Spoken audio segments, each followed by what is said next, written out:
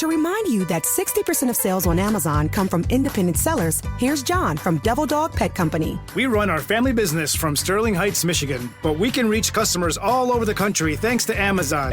Good boy. Shop small business on Amazon. Explore your purpose. Become your potential. With an advanced degree from Marquette University Graduate School, Marquette graduates excel in their fields and are sought after for their academic preparation. With more than 70 career-advancing programs, you will find unlimited opportunities to discover a rewarding path. Most programs offer flexible formats for busy professionals. Become your potential. Search Marquette Graduate for more information.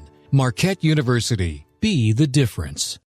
Your cold is coming! Your cold is coming! The cold season is upon us! Oh no, I can't afford to get sick now. When it's cold season and you feel the first sign of one coming, shorten it with Zicam, the #1 cold shortening brand. Thanks, Revere. We really need to keep Zicam on hand. Shorten your cold with Zicam. Shorten your cold at the first sign with cold shortening products from Zicam, the #1 cold shortening brand. Available in stores or see where to buy at Zicam.com. And now, here's the question. Hola, bitches. Good day to you and yours. All right. If I pointed at a 20-foot tall fence and told you that there was a lion on the other side of that fence, would you climb over it? Now, look, I cannot hear you, but I'm assuming that you answered no, maybe even hell no. Well, a 19-year-old kid in Brazil, he said hell yes, and climbed over the fence at the zoo there that separated him from Leona. Leona is the lion. Long story short, Leona killed and ate him because he climbed the fence, and Leona is a lion. The story explains itself. Now, closer to home, a man found himself in a traffic jam, so he got out of his car in an attempt to end the gridlock. Now, the problem was he was at Yellowstone, and the cause of the traffic jam was a 2,000-pound bison slowly walking down the highway. So he tried to shoo the animal out of the way, and it certainly moved when it charged the dude and ruined his day. Now, speaking of animals, in the a guy in Georgia, well, guess what? He saw a wounded raccoon on the side of the road, and he decided to be a good Samaritan. Well, the raccoon, as Miles said, bit him in the face. But that's not even the bad part. The bad part is it also had rabies. And the really dumb part is, in spite of having rabies and biting him in the face, the man's family had to, quote-unquote, convince him to go to the hospital. But as they say, no good deed goes unpunished. But today, we're talking animals. Look, we share a planet with them, but let's be honest, it's not always awesome. It's just not. We're telling you, there's a guy in California, he's got a 500-pound bear living in the crawl space under his house. Keep in mind, this is the time of the year they hibernate. Have fun with that. But a guy in Japan's like, boo-hoo. I was sitting on the toilet and got attacked by a bear. Because, again, we share a planet with animals. And that's what we want to talk about today. You've certainly had an animal encounter, and today we ask you to share it. So today's question, brought to you by our friends at Advanced Hair Restoration, is, what was your best or worst interaction with an animal? To be a part of the big show, call 206-803-ROCK. Like the Men's Room on Facebook, follow us on X and Instagram at Men's Room Live. Send your emails to the Men's Room at KISW.com, and now watch the show live on YouTube at KISW Rock. To remind you that 60% of sales on Amazon come from independent sellers, here's John from Devil Dog Pet Company. We run our family business from Sterling Heights, Michigan, but we can reach customers all over the country thanks to Amazon. Good boy. Shop small business on Amazon. Explore your purpose. Become your potential.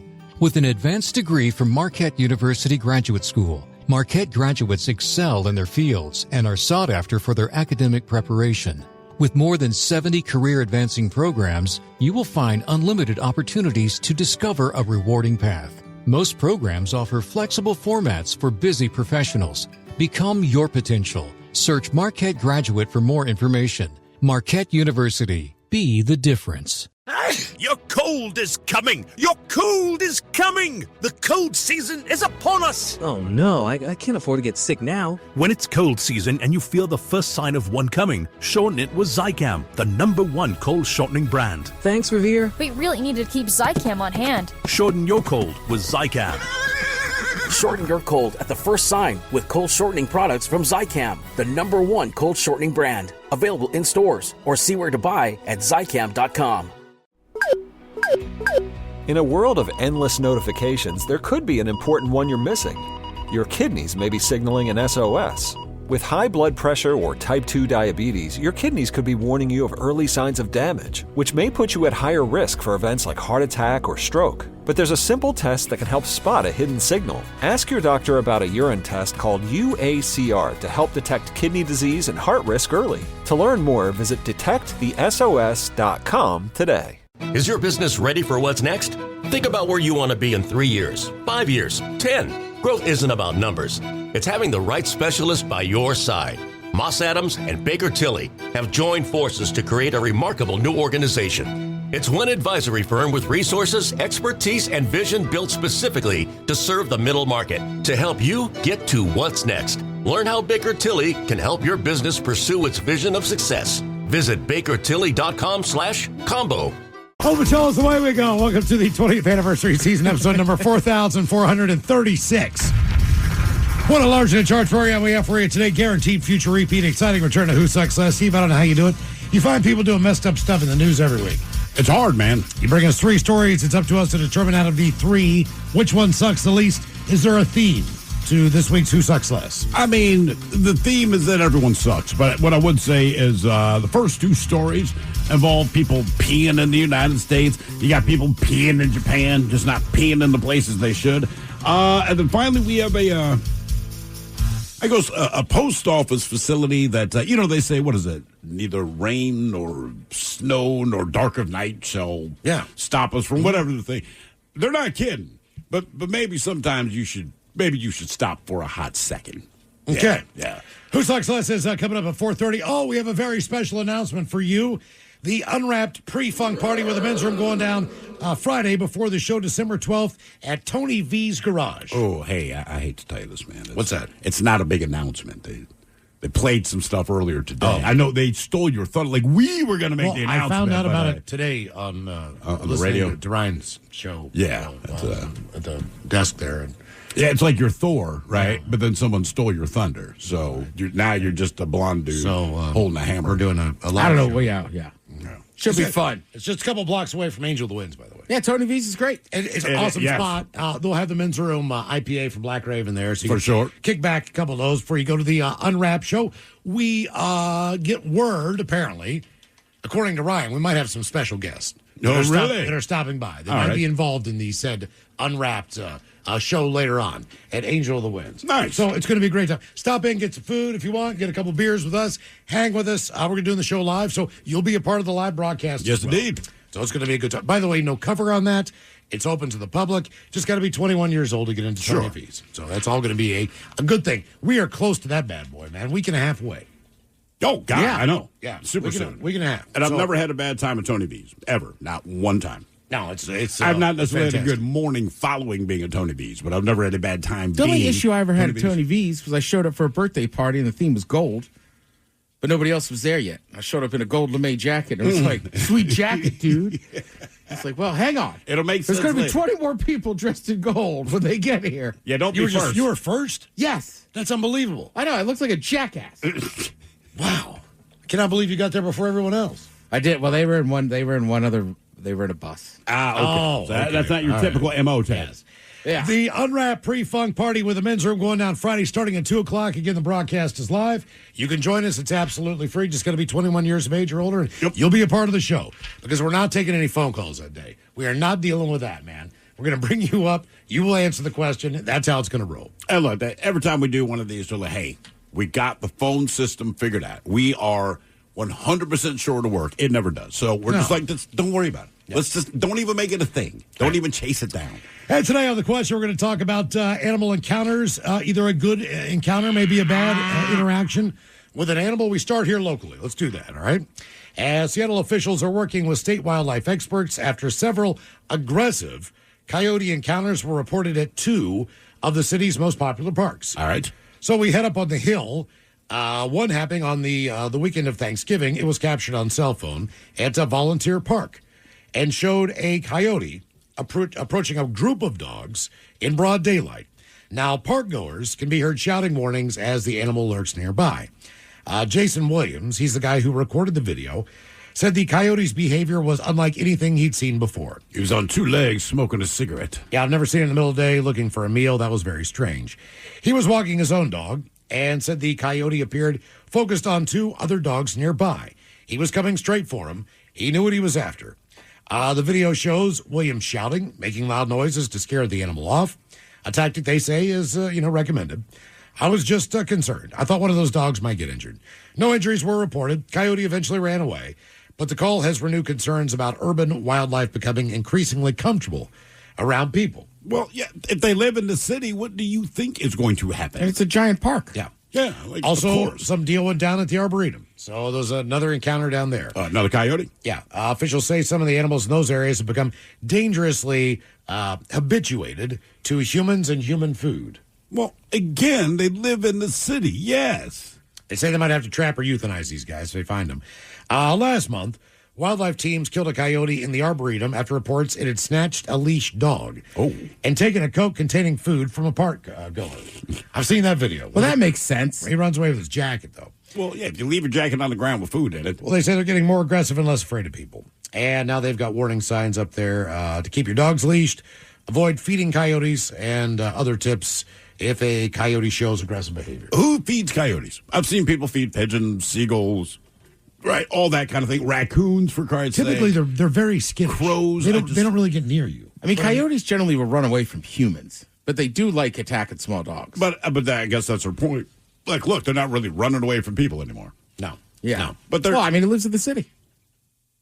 But I feel like a raccoon. Look. Well, okay. Because you could go to Discovery Park. There's a cougar. There's bears around. I'll take the coyote any day over the other stuff I might run into. Yeah. As far as wild animals go. Speaking of that, so this came out a couple weeks ago. Raccoons may be taking steps toward domestication, according to a new study that suggests that urban life is subtly reshaping the species. They did the research at the University of Arkansas and analyzed almost 20,000 photos of raccoons from across the U.S.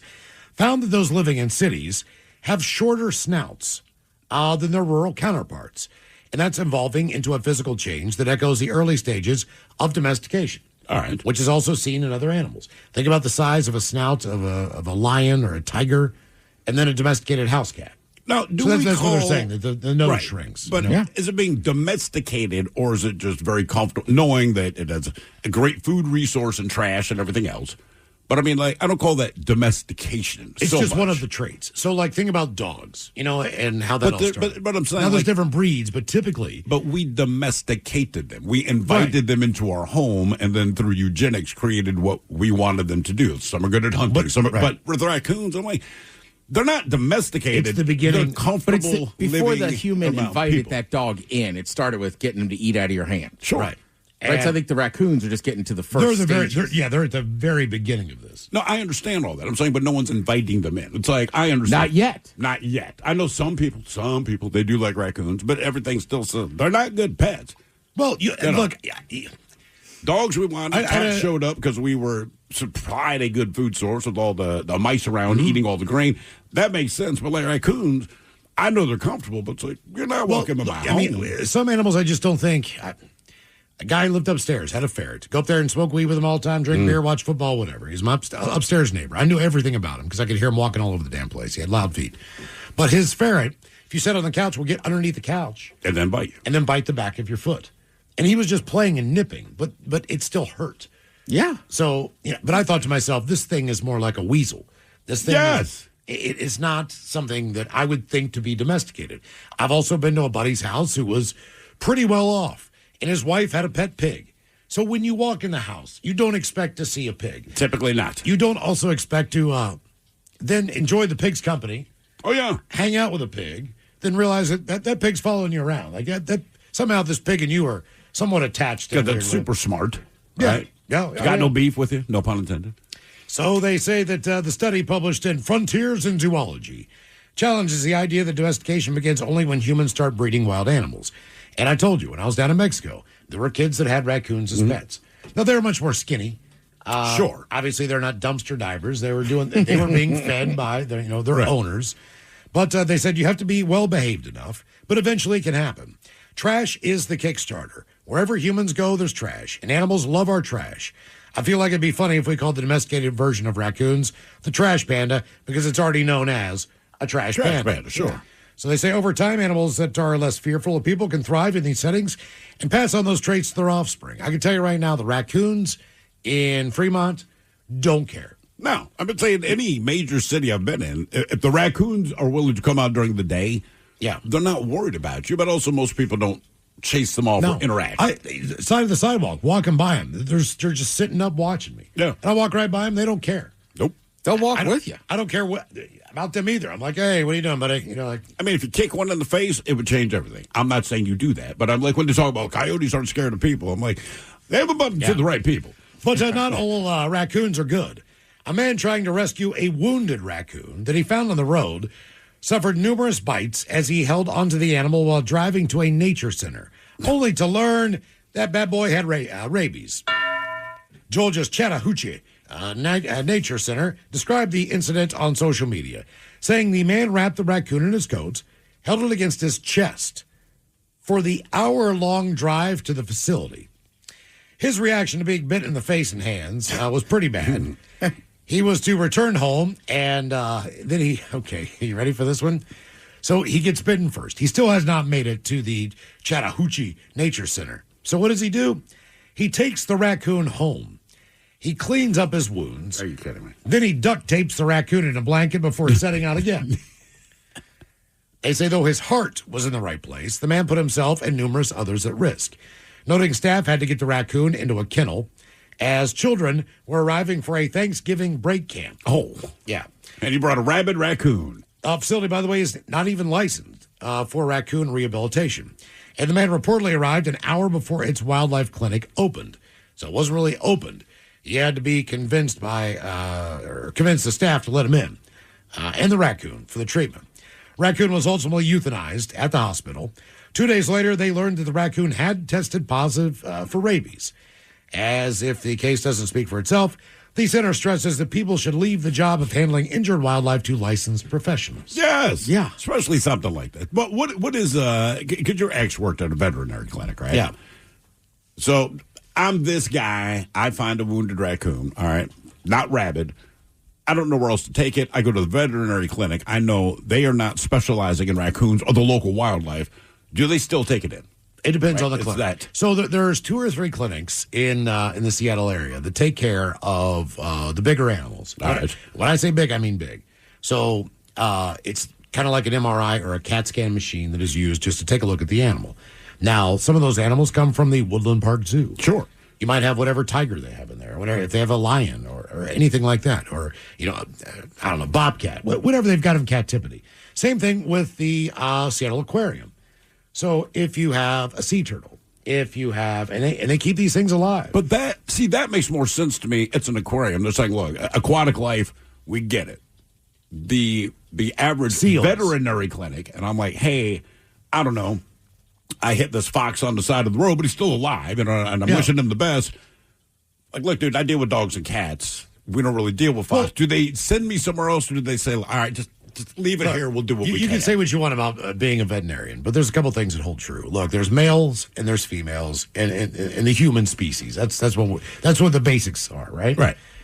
When you're a veterinarian, if my cockatoo is going down and something's wrong, the veterinarian that I take it to knows how to take care of that bird, or a parrot, or a cat, sure, or a dog, or a pig, or a ferret. But I bring a raccoon. So they have a wider range of, not specialty knowledge, all of them, but they have a basic knowledge of a bunch of different types of animals. Sure. And, being able to figure out what's going on with them, which to me, it's a lot more studying. But do they take it, is what I'm asking. Will they take it? Depends Say I on the got a clinic. pet monkey. That's my pet, right? But the average veterinarian, I don't believe, deal with monkeys much. Can you have a monkey in Washington? I don't know. But I'm sure somebody does. Look, but I got a monkey. Don't ask me where I got it from. I don't want questions about that, but I got a spider monkey, man. His leg is broken. I brought it to the veterinarian. Like, was it skateboarding? Can you guys hook this up? Or because it's a monkey and it's kind of built like us, should I take it to a regular hospital and they hook it up? Like, what would be your best bet? Before Fish and Wildlife shows up, I get that. But, like, where do you take it first? Do I go to the vet?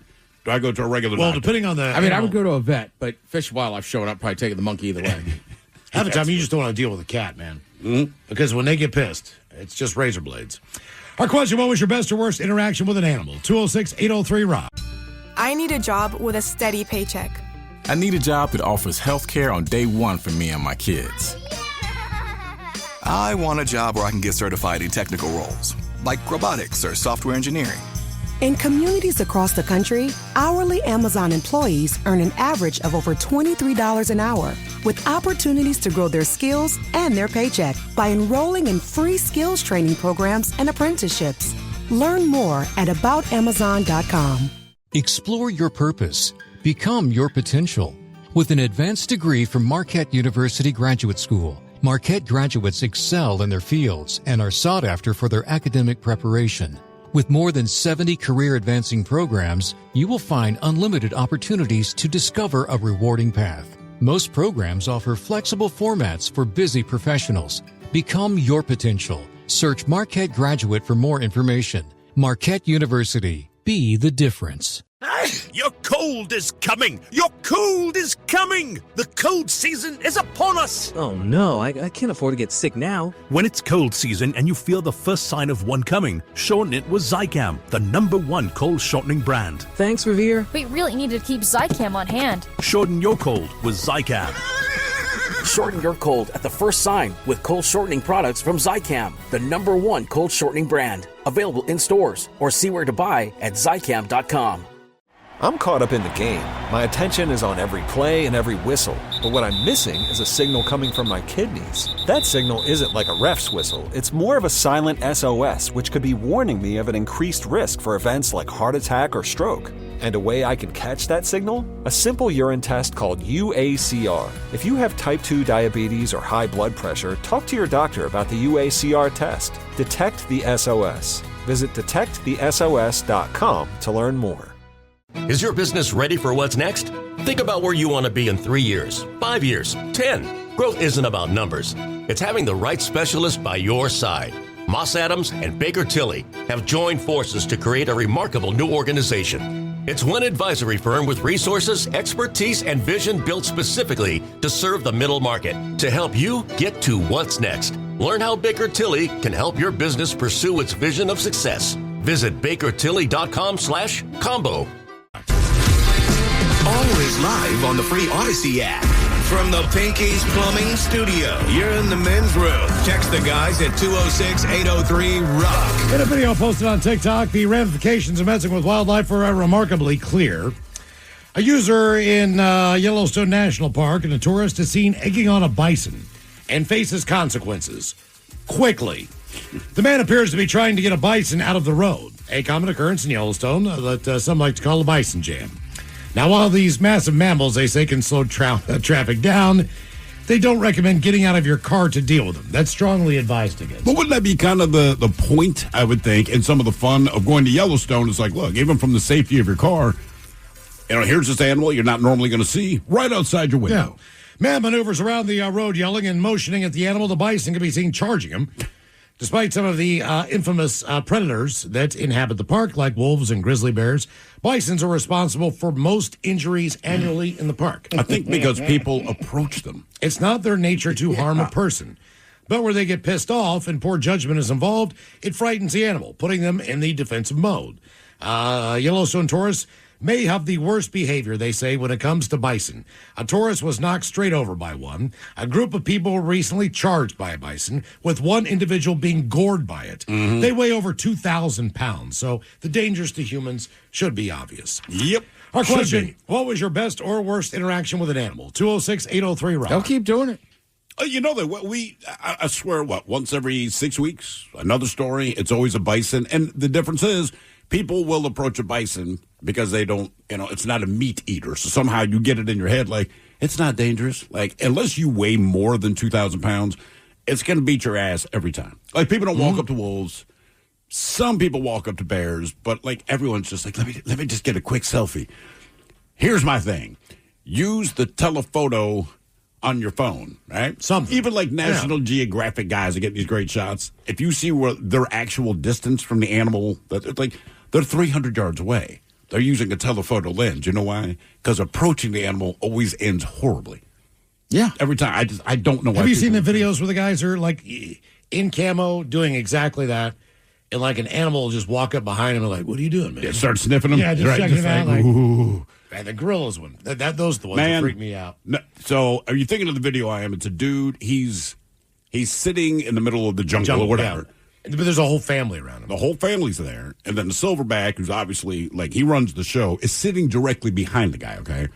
So the human dude is sitting perfectly still. And the gorillas, for the most part, are kind of ignoring him, except the juveniles, because juvenile gorillas, like juvenile people, like juvenile any animal, they're curious. So these things, they're kind of, tugging at his shirt. They're not being mean or anything, but if he even considered, like, just swatting the hand away. Or petting one. Right. You could tell Dad is going to rip his head off of his body, but this big-ass gorilla is sitting behind him, staring at him, not being mean, just making sure he doesn't touch the kids. And I'm like, bro, how long are you willing to sit there? And it's a long video. I'd be shaking. Because you just have to stay calm. I'm like, well, if it's a house cat, I can do that. This is a silverback gorilla. There's no chance I'm going to sit calm. What was your best or worst interaction with an animal? 206-803-ROCK. Hello, Carrie. Welcome to the men's room. Yeah, thank Hola. you. Hola. Hola. Hola.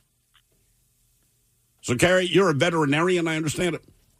Yes. All right. I roll into your clinic. It's whatever time. It's 10 minutes before you close. I got an injured spider monkey. No, I'm not going to tell you where I got the monkey from. What do you do? I'm assuming a monkey is not part of your expertise. That's correct. So if it's a terminal suffering wildlife animal or an animal we don't treat, we're going to euthanize it for you. And most vets will do this because we're compassionate people. And if it's a patient that needs to be stabilized, we will stabilize them and then make the referral to the appropriate wildlife rehab agency to take over the case. And would that be the person that brought in the monkey, or do you guys handle that part for him? Like you go, we'll deliver it to the next in line. There's a lot of different ways that happens. Sometimes it's the original finder of the animal. Sometimes it's an employee. Sometimes it's a volunteer that transports animals to places like SARV and other animal rehab centers that are licensed to do that. So, what have people are involved. Have you had the experience? Has anyone brought something into the clinic? You're like, all right, this is not what we normally deal with, but we'll do the best we can. That happens all the time, and but we, like I said, we usually try to stabilize them, or if it's in pretty good shape, we'll just have them take it to the wildlife rehab place. Okay. So mostly, I end up euthanizing animals that are just suffering. All right. What about just as far as people's pets? What are some of the more unusual things that, like in an emergency situation, you guys are the closest clinic. I'm bringing in my whatever. What have you seen come through? Personally, I will help anybody with any unusual animal. Snakes.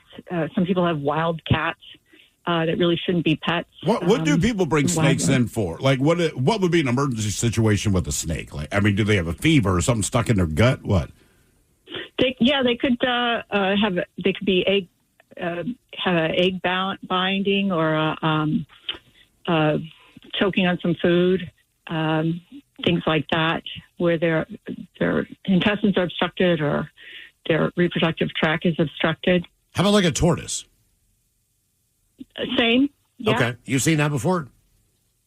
I haven't actually dealt with a tortoise, but I've dealt with other animals. Would you? Do you have all the tools to deal with them all? Right. Like if I brought in a tortoise, you haven't dealt with it before, but you're obviously more qualified than anyone in the studio. I mean, where do you even begin? And like Ted says, would you even know what tool to start with?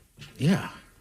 Well, I would probably take a radiograph and see what's going on, and we also can get blood from various animals and run them in in-house blood work machines and get values.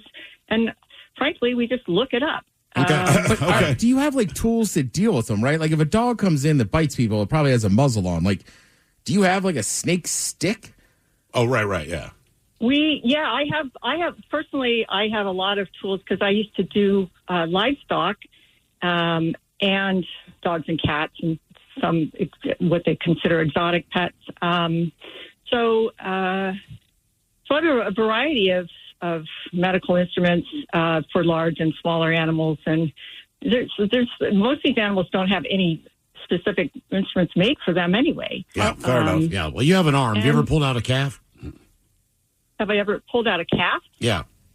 Oh, absolutely. How far do you go in there? I mean, you elbow deep? Right. Oh, shoulder deep. Shoulder deep. Really? And you go get a hamburger afterwards? Yeah, sometimes we have vets are known for like eating with one hand and working with the other. Yeah. It's not. That is a beautiful image in my head right now. Mowing down on some Burger King. But I know you got to go in there and get them. That's one of those animals where, you know. Okay, but why do if you're working with livestock, is it just like human beings and that's why you deliver the baby? In other words, you know, obviously they've been doing it for hundreds of years without human intervention, but is it just safer if a human being is shoulder deep in the cow's backside pulling out the calf? Some of them cannot come out because they're breech or they have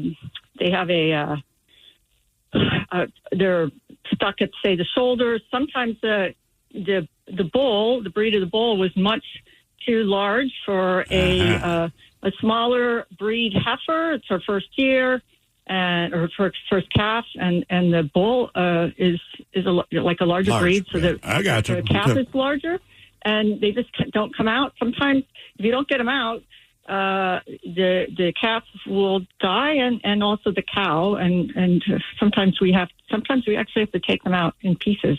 Where my wife used to cow. work, they brought in a cat that was run over in Mukilteo.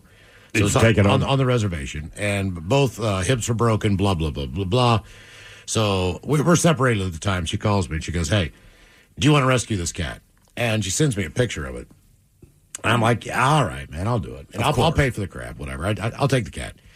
Well, unbeknownst to me, the cat is feral, all right? So we left that part off. So, you know, the cat is somewhat still sedated by the time that, you know, it's put in the cat carrier and everything else. I bring this thing home. I open that door. Now, the cat is, again, hips broken, right? Yeah. It's dragging itself across the floor, screaming at me with all the claws open in the world. He wants to kill me. Now I've got this wild-ass animal in my house. And eventually, like 9 months later, I finally get to the point where I've somewhat domesticated this cat. You know, he had still bitten through my nose. I mean, he had torn me up like razor blades. And finally, about the time that he started to get a little bit more docile, that ass died on me. Yeah, of course. I mean, that's why he was getting docile. As soon as I finally got it to the point where I'm like, all right, he'll be okay. Now. What's the worst injury you've received while being a veterinarian? That I've received, I've been kicked in the head by a horse. Oh, damn! Are you okay? Yes. I just feel like that's an automatic concussion. Well, getting kicked in the head by a horse. I don't think people realize when they're slower than they were before, too. Oh, no, yes, well, are you okay? I'm fine. Macaroni. Yeah. Yeah, she might not be. Exactly. We won't know. What was your best or worst interaction with an animal? 206-803-ROCK. Hello, Brock. Welcome to the men's room. Hola, bitches. Hola. So, Thrill, I want to apologize because I haven't been able to listen the last couple of days, but your brother, I'm sorry that happened. I hope he's doing better. He's fine, man. It's a high calf sprain. He's in a boot. It looked a lot worse on TV, but I remind people, he's old. So that's exactly why that happened. So high calf sprain. I'm going to see him this weekend, actually. So I'll get a gauge on where he's at. Yeah, we're going to need a health report update. I'll give it. I will give it. Is he week to week? Is he? He is week to week. Practicing? Yeah, Well, we need a no. scouting report. He's not back yet because he's supposed to do the Hawks game December 14th against the Colts, right? Which is a big effing deal, and this is not a guarantee. Did they flex that game yet? Well, that's what he was saying. He goes, man, you want to do that game. No one would have predicted this at the beginning of the season. I don't care what you're a fan of. You wouldn't, right? But he goes, at this point, you're talking one of the NFC leaders, one of the AFC leaders, this late in the season. They have it scheduled for a 1 o'clock game. And he goes, this is the type of game they probably flex tonight. And whether you're an official or a fan, it's a lot more electric at night, right? If you have a primetime game, just the vibe is a lot. So he's hoping he gets flexed, but he's not sure that he will be back in time to do the game. And the Colts need to stop losing. And the Colts need, right. They're kind of unflexing it right now, but yeah. They're unflexing this game. They're unflexing it. They're trying. But we'll see, man. We'll see. Well, it totally looked like an old man injury for sure. I thought it was a hammy. But... No, it was. It was an old man injury. All right, so I'm a UPS driver, and my route's in Tukwila. I've been bitten 3 or 4 times by dogs, but for the most part, they've been little dogs. It's like people are so silly. Like I'm delivering a package. Why would you have your dog right by the door and let him just run right at me? It gets frustrating. Because people with little dogs think that when little dogs bite you, it doesn't hurt. I think it hurts more. I agree, because they hang on longer. And I really believe that's the concept that people have. Like, well, it's just a chihuahua. Like, but it bit me, man. It freaking hurts. You ever been bitten by a child? It hurts. Yeah, no, it leaves good little bruises, and it's not fun. This one actually didn't bite me, but it's just the whole interaction. This dog attacked me 3 times. It was a pit bull. Oh. And the first time, so I've been delivering there a few times. This house is kind of behind another house down a long driveway. He was tied up to a fence. And so I was like, no big deal. I would go by a couple of times. He would just be rah, rah, rah, rah, rah, just going crazy at me. I got a good 5 feet walking by. Everything's fine. But this one day, I'm going back to the truck, and all of a sudden he's going rah, rah, rah, rah, rah, and all of a sudden I hear this ching. I was like, oh, my God. And I turned around and looked, and sure enough, he had the same look on his face like, oh, my God, I'm free. And so he came right at me. I start backing up. Swinging my diad at him because I didn't have anything to protect myself. And then I trip over a curb, and then we're like face to face. Swing at him again. He ends up biting my diad and not me. And then the people that own the dog come running out. And then they don't even apologize or anything. They just grab the dog. The second time I had a package, he was out with the owners, and so I was able to kind of block him before they grabbed him. And then the third time, it was very frustrating so the house in front of him, there's this kid outside, and he sees me coming up and doesn't say anything to me. And he gets out his video camera after I go by because he knew the dog was out. And he ends up giving me the video later. But it's the video of me coming in with a hand truck full of boxes, and all of a sudden me backing up with his dog attacking me, trying to keep the hand truck in between me and him as he chases me around my hand truck. I got to ask you a question. Honest to God, Brian. Why in the hell does UPS say, like, look, after the second incident, we're not doing this. We are not delivering to your house. We after that one, I did tell them I would never deliver there again, and they had to go pick it up at UPS. So okay, all right. I let it go a couple. I have dogs. I'm a dog person. I got 2 dogs over 200 pounds, or they equal 200 pounds, and I love animals and stuff, but it's like the people that own the dog, that's the problem. That is the problem. Do you have anything on you that you like? Do you have treats, a bag of pepperoni or so we had something? An Amazon driver the other day. So my dog goes nuts. She's not going to bite anybody, but if you're on the other side of the door, she loses her S. So I kind of yell through the door, like, hang on a second. And the guy says, don't worry about it, man. It's cool. So I open the door, knowing my dog won't do anything, but he already had treats in his hand. He's like, dude, this is what I do for a living. He's like, I got to pay. I got it. I do have treats for, like my regular customers, and, they love me and stuff, but sometimes you don't know that people are going to have dogs, and, like, my girl got me, like, pepper spray, but it's like, I don't know, I'm not going to have time to pull out pepper spray or anything. So, yeah, I just try to do the best I can to... Usually when you come to a fence area, you yell and shake the fence just to make sure that, there's no dog there. But it's usually the people that open... Treats, man. Yeah. My grandfather was a mailman for his entire career, other than being in the Navy. And he was a dog whisperer. I don't know if it was his demeanor.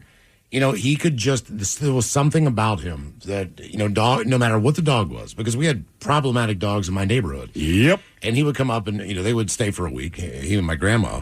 And, he would always walk, no matter what. Even if he had a day off, he needed to get out there. Because he walked every day. Yeah. So that was part of his life. Yeah, part of his life. And, I would tell him, Granddad, don't go down that way because there is a dog and it'll come after you. It will come at you, yeah. And, next thing you know, that dog and him are buddies and he's doing zoomies. And, I'm just like, how in the hell? I don't know. How in the hell are you? My brother has the exact opposite. It's not like my dog likes my dad. And my dog will not leave my father alone when they come to visit, to the point it's pathetic. But generally speaking, like you said, there's a vibe they give off. And my dad said he used to deliver papers when he was a teenager, and that's how, as he says, quote-unquote, learned how to deal with canines. and he is fearless. And, like, dogs just look at him, and they just know, like, this guy will kill me. Like, they do not growl. And it doesn't matter if they're barking at everyone else. Like, if they look at my dad, they just stop, right? And he's just got this look on his face, like, F around and find out, man. He does not care at all. Well, and like any dog, like I said before, right? Like, I had a buddy that had a massive dog. But one day I walked into his garage, and the dog's just in the corner. Yeah. Right? And that dog usually would hop up and come say hi. And it's just kind of laying there. I don't know how to explain it. You just get a different vibe. And I'm like, is your dog sick? And he's like, yeah, I wouldn't mess with. Like, I was like, yeah. You kind of know. You can just see him. I mean, it's like humans, right? Sometimes you could look at someone and be like, that guy's angry. Oh, yeah. We just had a conversation the other day outside of the bar, smoking a cigarette. There was a couple that I'm somewhat familiar with. They opened the door. They're leaving. And they both turned around and said, hey, have a good night. They turned the corner. It's talking to Marty. Me and Marty looked at each other like they just had a dust up. Right? I mean, they were just as nice as they always are. And we're like, they're had a heated argument. You can just tell, man. I hate that. What was your best or worst interaction with an animal? 206-803-ROCK. To remind you that 60% of sales on Amazon come from independent sellers, here's John from Devil Dog Pet Company. We run our family business from Sterling Heights, Michigan, but we can reach customers all over the country thanks to Amazon. Good boy. Shop small business on Amazon. Explore your purpose. Become your potential. With an advanced degree from Marquette University Graduate School, Marquette graduates excel in their fields and are sought after for their academic preparation. With more than 70 career-advancing programs, you will find unlimited opportunities to discover a rewarding path. Most programs offer flexible formats for busy professionals. Become your potential. Search Marquette Graduate for more information. Marquette University. Be the difference. Your cold is coming! Your cold is coming! The cold season is upon us! Oh no, I can't afford to get sick now. When it's cold season and you feel the first sign of one coming, shorten it with Zicam, the #1 cold shortening brand. Thanks, Revere. We really need to keep Zicam on hand. Shorten your cold with Zicam. Shorten your cold at the first sign with cold shortening products from Zicam, the #1 cold shortening brand. Available in stores or see where to buy at Zicam.com. You're jamming your favorite song, and while you aren't missing a beat, you could be missing a signal from your body. It's an SOS from your kidneys, and it doesn't sound like music at all. It's silent. High blood pressure, type 2 diabetes, and other risk factors can quietly stress the kidneys, leading to negative impacts on the heart. That's why you should ask your doctor about a simple urine test called UACR. Most miss the signal for hidden kidney disease and related heart risk. You shouldn't. Visit detectthesos.com today to learn more. Is your business ready for what's next? Think about where you want to be in 3 years, 5 years, 10. Growth isn't about numbers. It's having the right specialist by your side. Moss Adams and Baker Tilly have joined forces to create a remarkable new organization. It's one advisory firm with resources, expertise, and vision built specifically to serve the middle market to help you get to what's next. Learn how Baker Tilly can help your business pursue its vision of success. Visit bakertilly.com/combo. To remind you that 60% of sales on Amazon come from independent sellers, here's John from Devil Dog Pet Company. We run our family business from Sterling Heights, Michigan, but we can reach customers all over the country thanks to Amazon. Good boy. Shop small business on Amazon. Explore your purpose. Become your potential. With an advanced degree from Marquette University Graduate School, Marquette graduates excel in their fields and are sought after for their academic preparation. With more than 70 career-advancing programs, you will find unlimited opportunities to discover a rewarding path. Most programs offer flexible formats for busy professionals.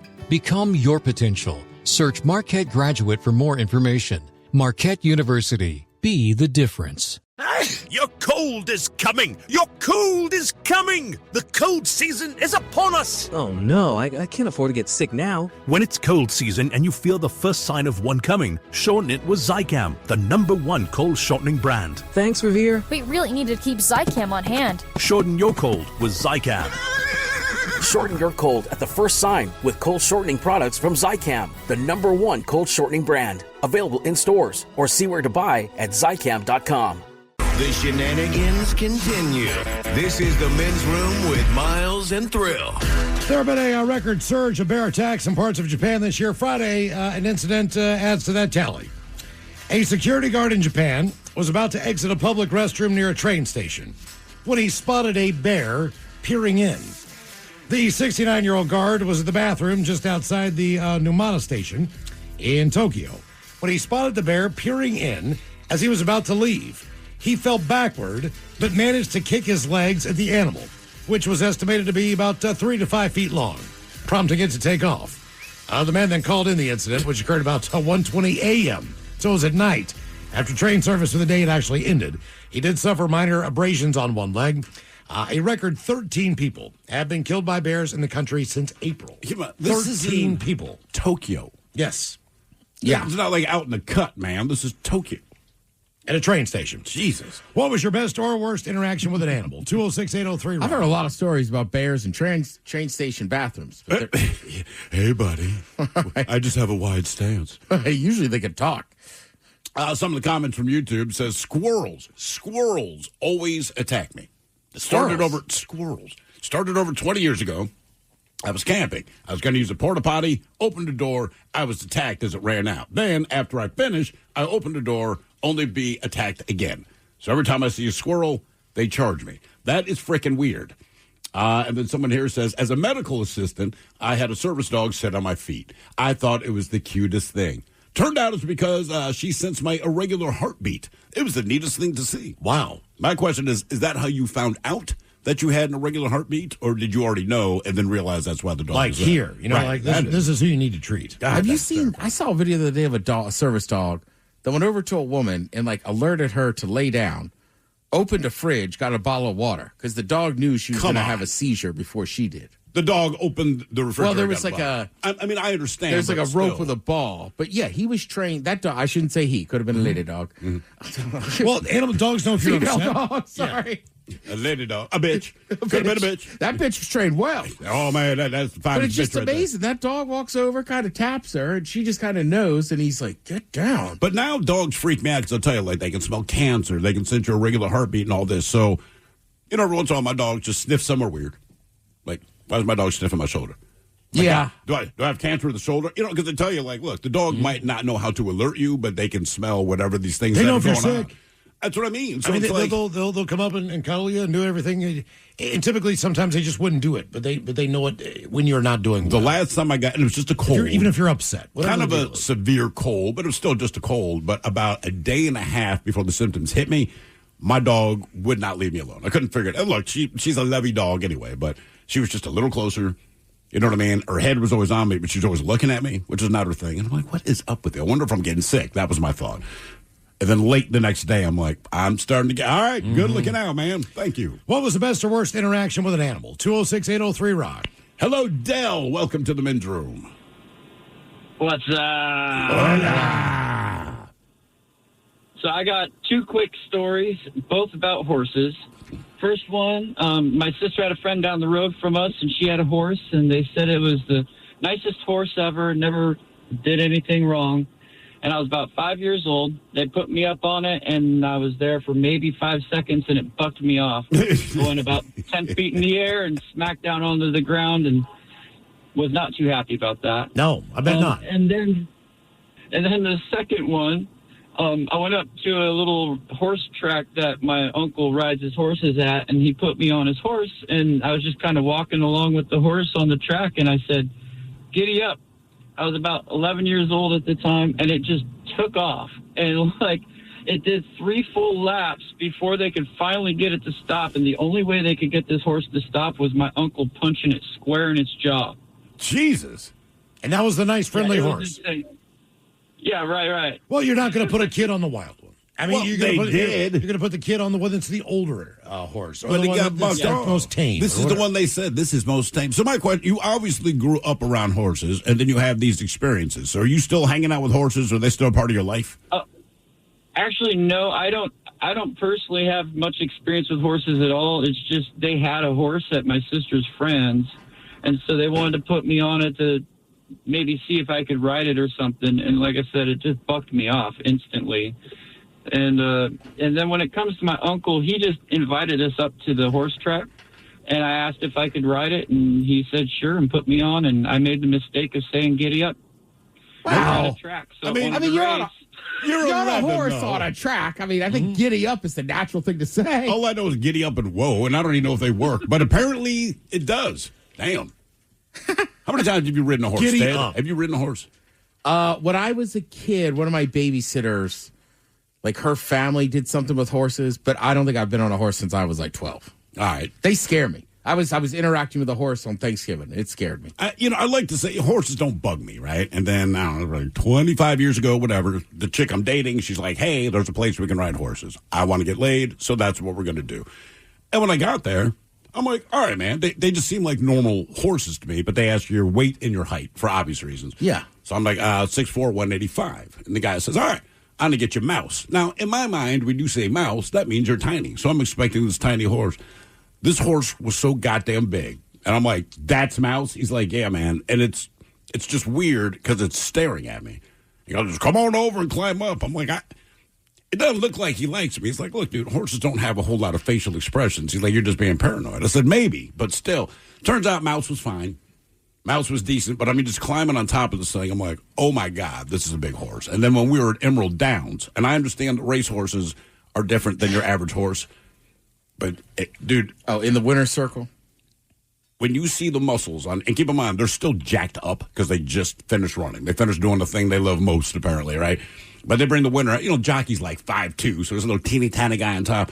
This horse was so big and so cut in just every vein, and I'm like, oh my God. Oh yeah. And they're trying to keep it under control, but they're like, no, get in closer to take this picture. And I'm like, is this picture worth it? It ended up being You ever fine, see the one on but- Buckingham Palace that just bite people? What? Well, at Buckingham Palace, they have the guards and they have the horses. And all that Right. stuff. People get up there and they want to take a picture with the horse and the guard. And typically, sometimes you'll see the video where the woman's standing there and the horse just bites her arm, hard, and just freaks her the hell out. Don't do that. Yeah, my buddy's parents, like they live in Monroe and they have a lot of land. Yeah. So she kind of will take in horses and stuff, but even just feeding one a carrot, I'm doing it. I fathom it. Keep your hand flat, whatever. But like, they're so big. And then you see how big their teeth are when they actually open their mouth. They're like, good God. The only good one was that police horse. They don't have them anymore. Before the Dalai Lama went to take a picture with him, he just put his head on my shoulder. Oh, really? Of course, because this is Dalai Lama. Unlike your friend who punched him in the face. Yeah, well, that guy's an idiot.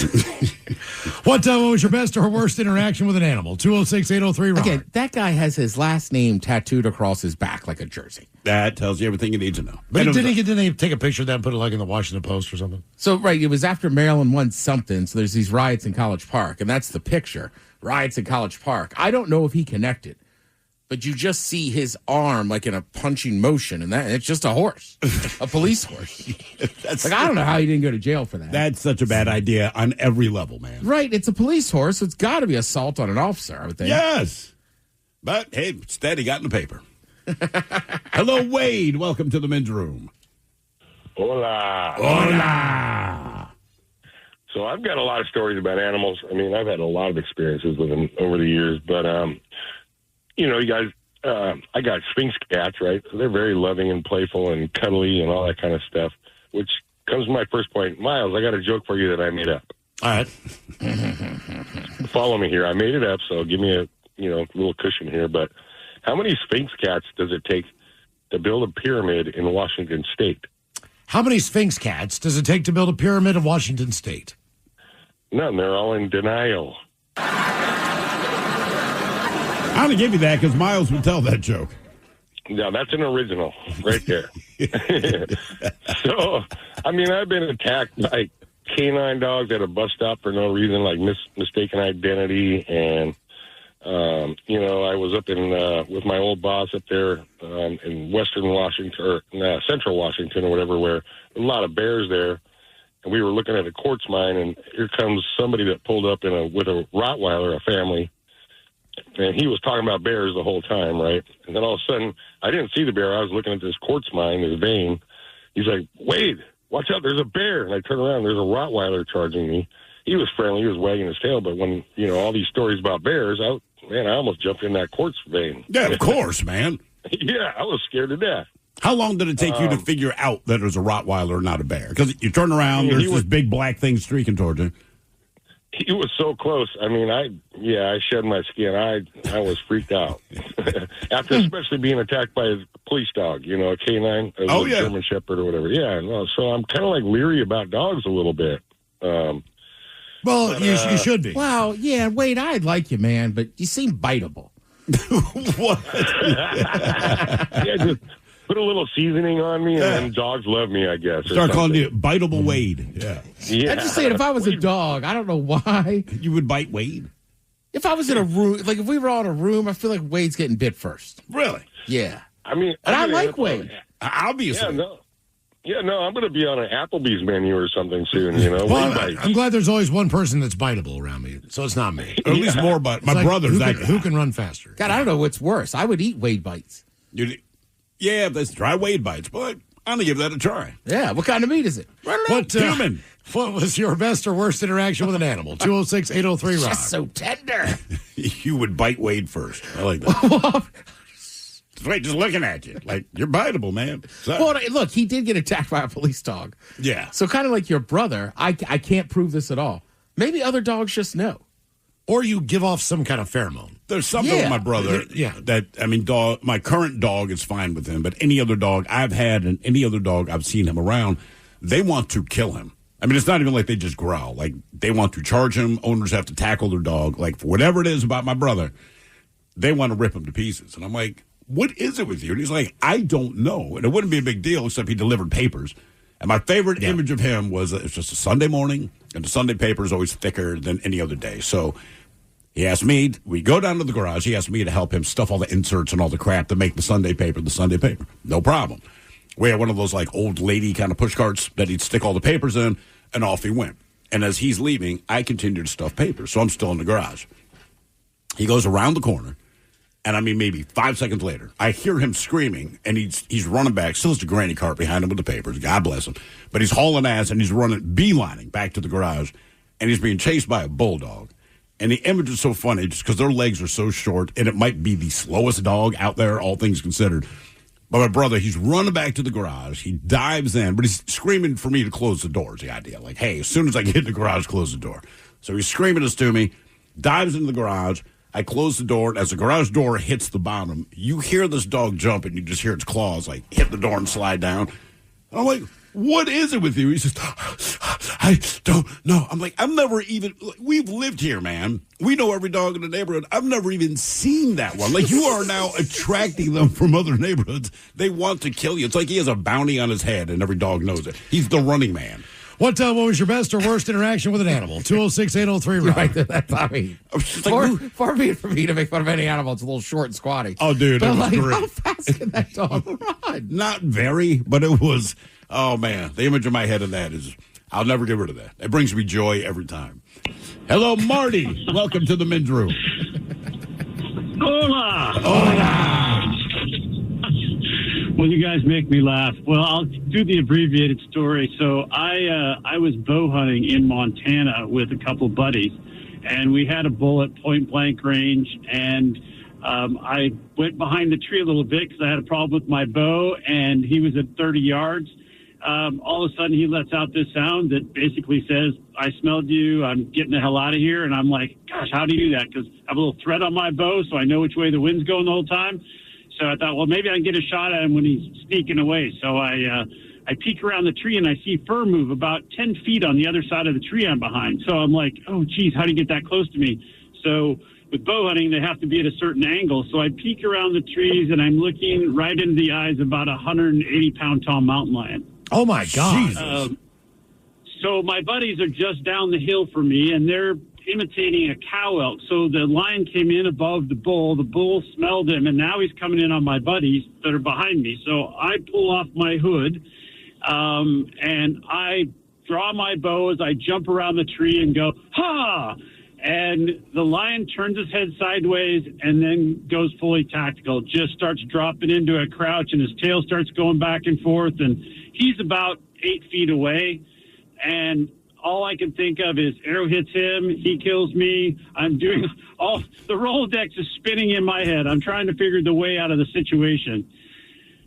My ex-father-in-law had given me a book called The Worst Case Survival Handbook, which said, and there was a picture that showed up in my brain of a guy opening his coat. It said, make yourself, big and make lots of noise. So I got up on my tiptoes at full draw and yelled a caveman guttural scream, and his ears laid flat down on his head.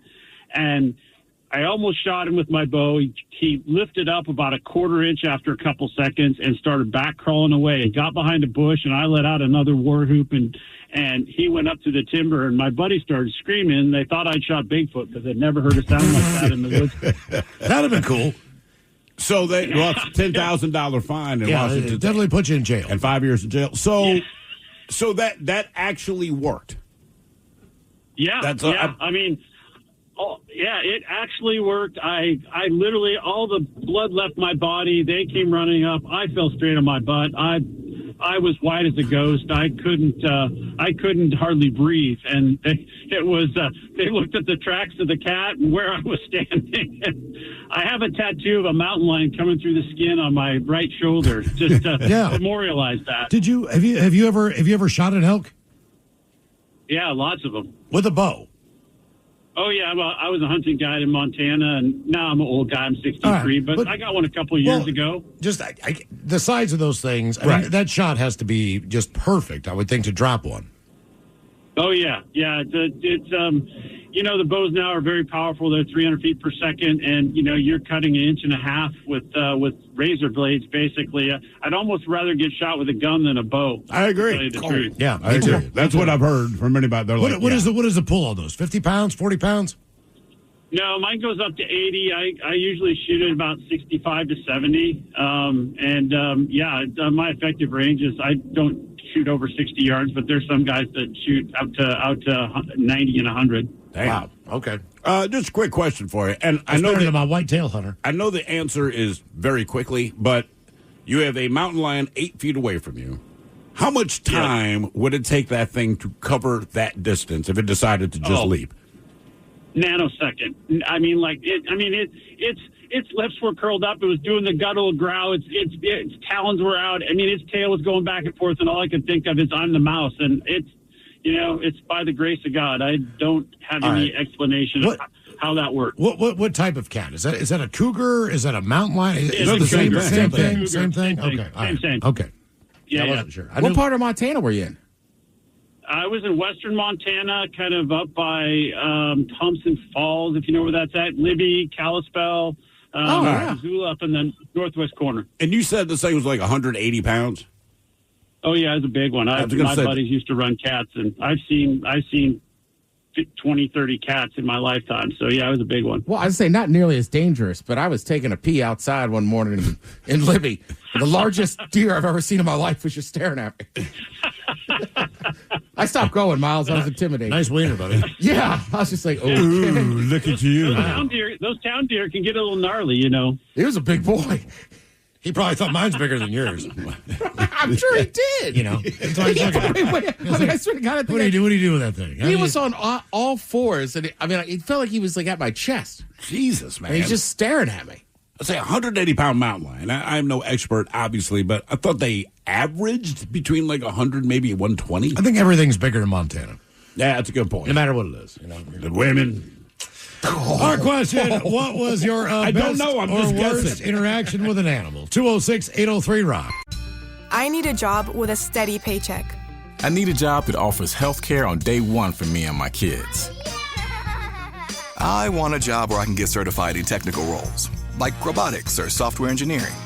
In communities across the country, hourly Amazon employees earn an average of over $23 an hour, with opportunities to grow their skills and their paycheck by enrolling in free skills training programs and apprenticeships. Learn more at aboutamazon.com. Explore your purpose. Become your potential.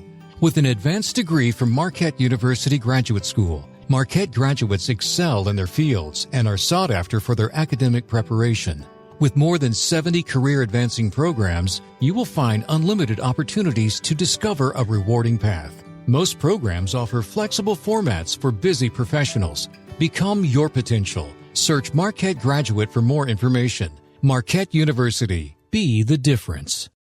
Your cold is coming! Your cold is coming! The cold season is upon us! Oh no, I can't afford to get sick now. When it's cold season and you feel the first sign of one coming, shorten it with Zicam, the #1 cold shortening brand. Thanks, Revere. We really need to keep Zicam on hand. Shorten your cold with Zicam.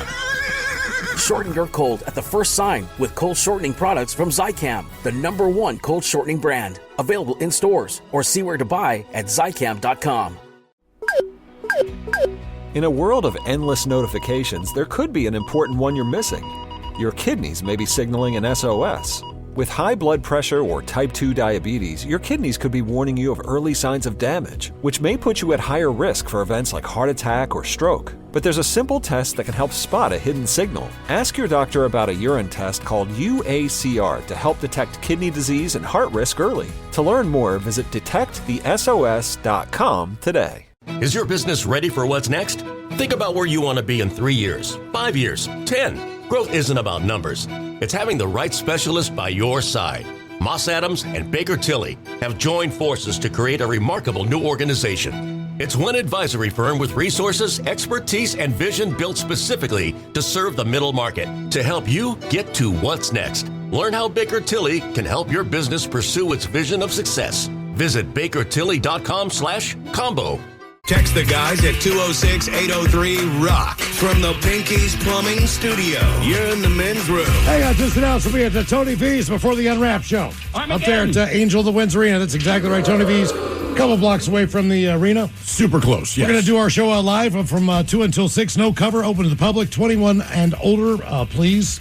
Yeah, obviously. Or you would not be allowed in. We'll have some special guests stopping by for the broadcast. And we invite you to join us. You're going to be a part of the entire live broadcast. Yeah, you are the broadcast that day. By the way, Miles, you'll appreciate this. There's a Brooklyn Brothers Pizza very, very, That's very across close. the street from the arena. That place is awesome. I know. They have one in Mukilteo as well. Yeah. Just Stop by saying. and get a piece of pie on your way out of there, you know. Make sure you're doing okay before you head home.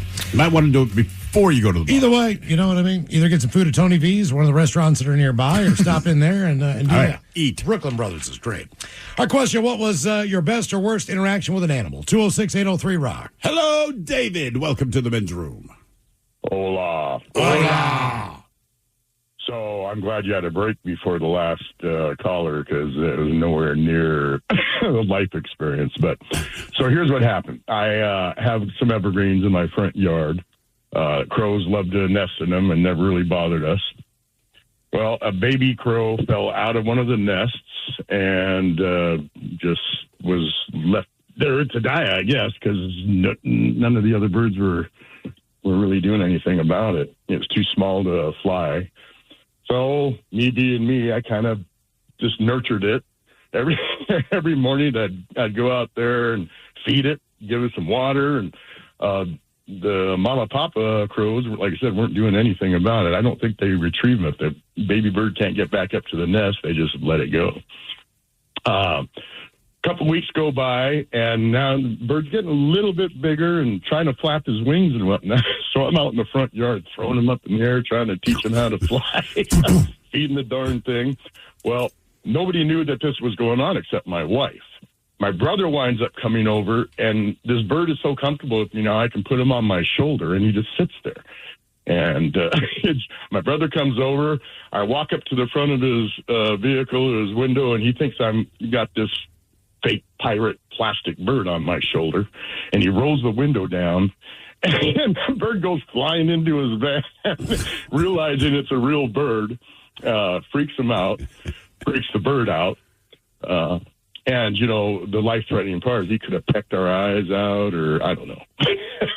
But it was a pretty cool experience with wild. How long are you and this crow buddies? Because they say a crow can carry like a 17-year grudge, right? So I would think if you've been sweet to this thing. Thank you for asking that, because this crow, it's been about 14 years, and this crow, I believe it's the same crow. I mean, it didn't have any distinct markings, but comes to the same telephone pole on the corner of the street. I live on a corner lot.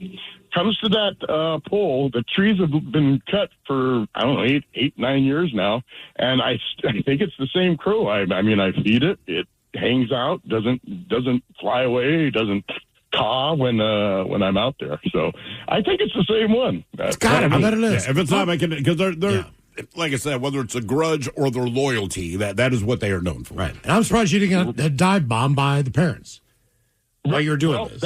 I did some research, and that's what I found out. If a baby crow falls out, they don't retrieve it. They either find a way back to the nest or they just forget about them. You know, that's what happened to my first 9 kids. You know, they were infants.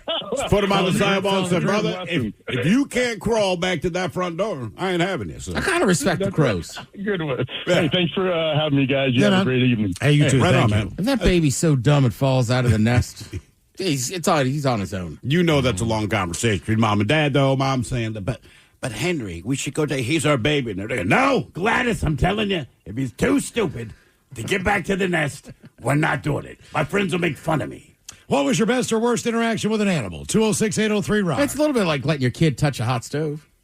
I let my son do that once, and I told him not to. I was cooking. He's standing beside me, and I can't remember what he asked me, but he wanted to touch it. And I said, dude, do not touch that. It is hot.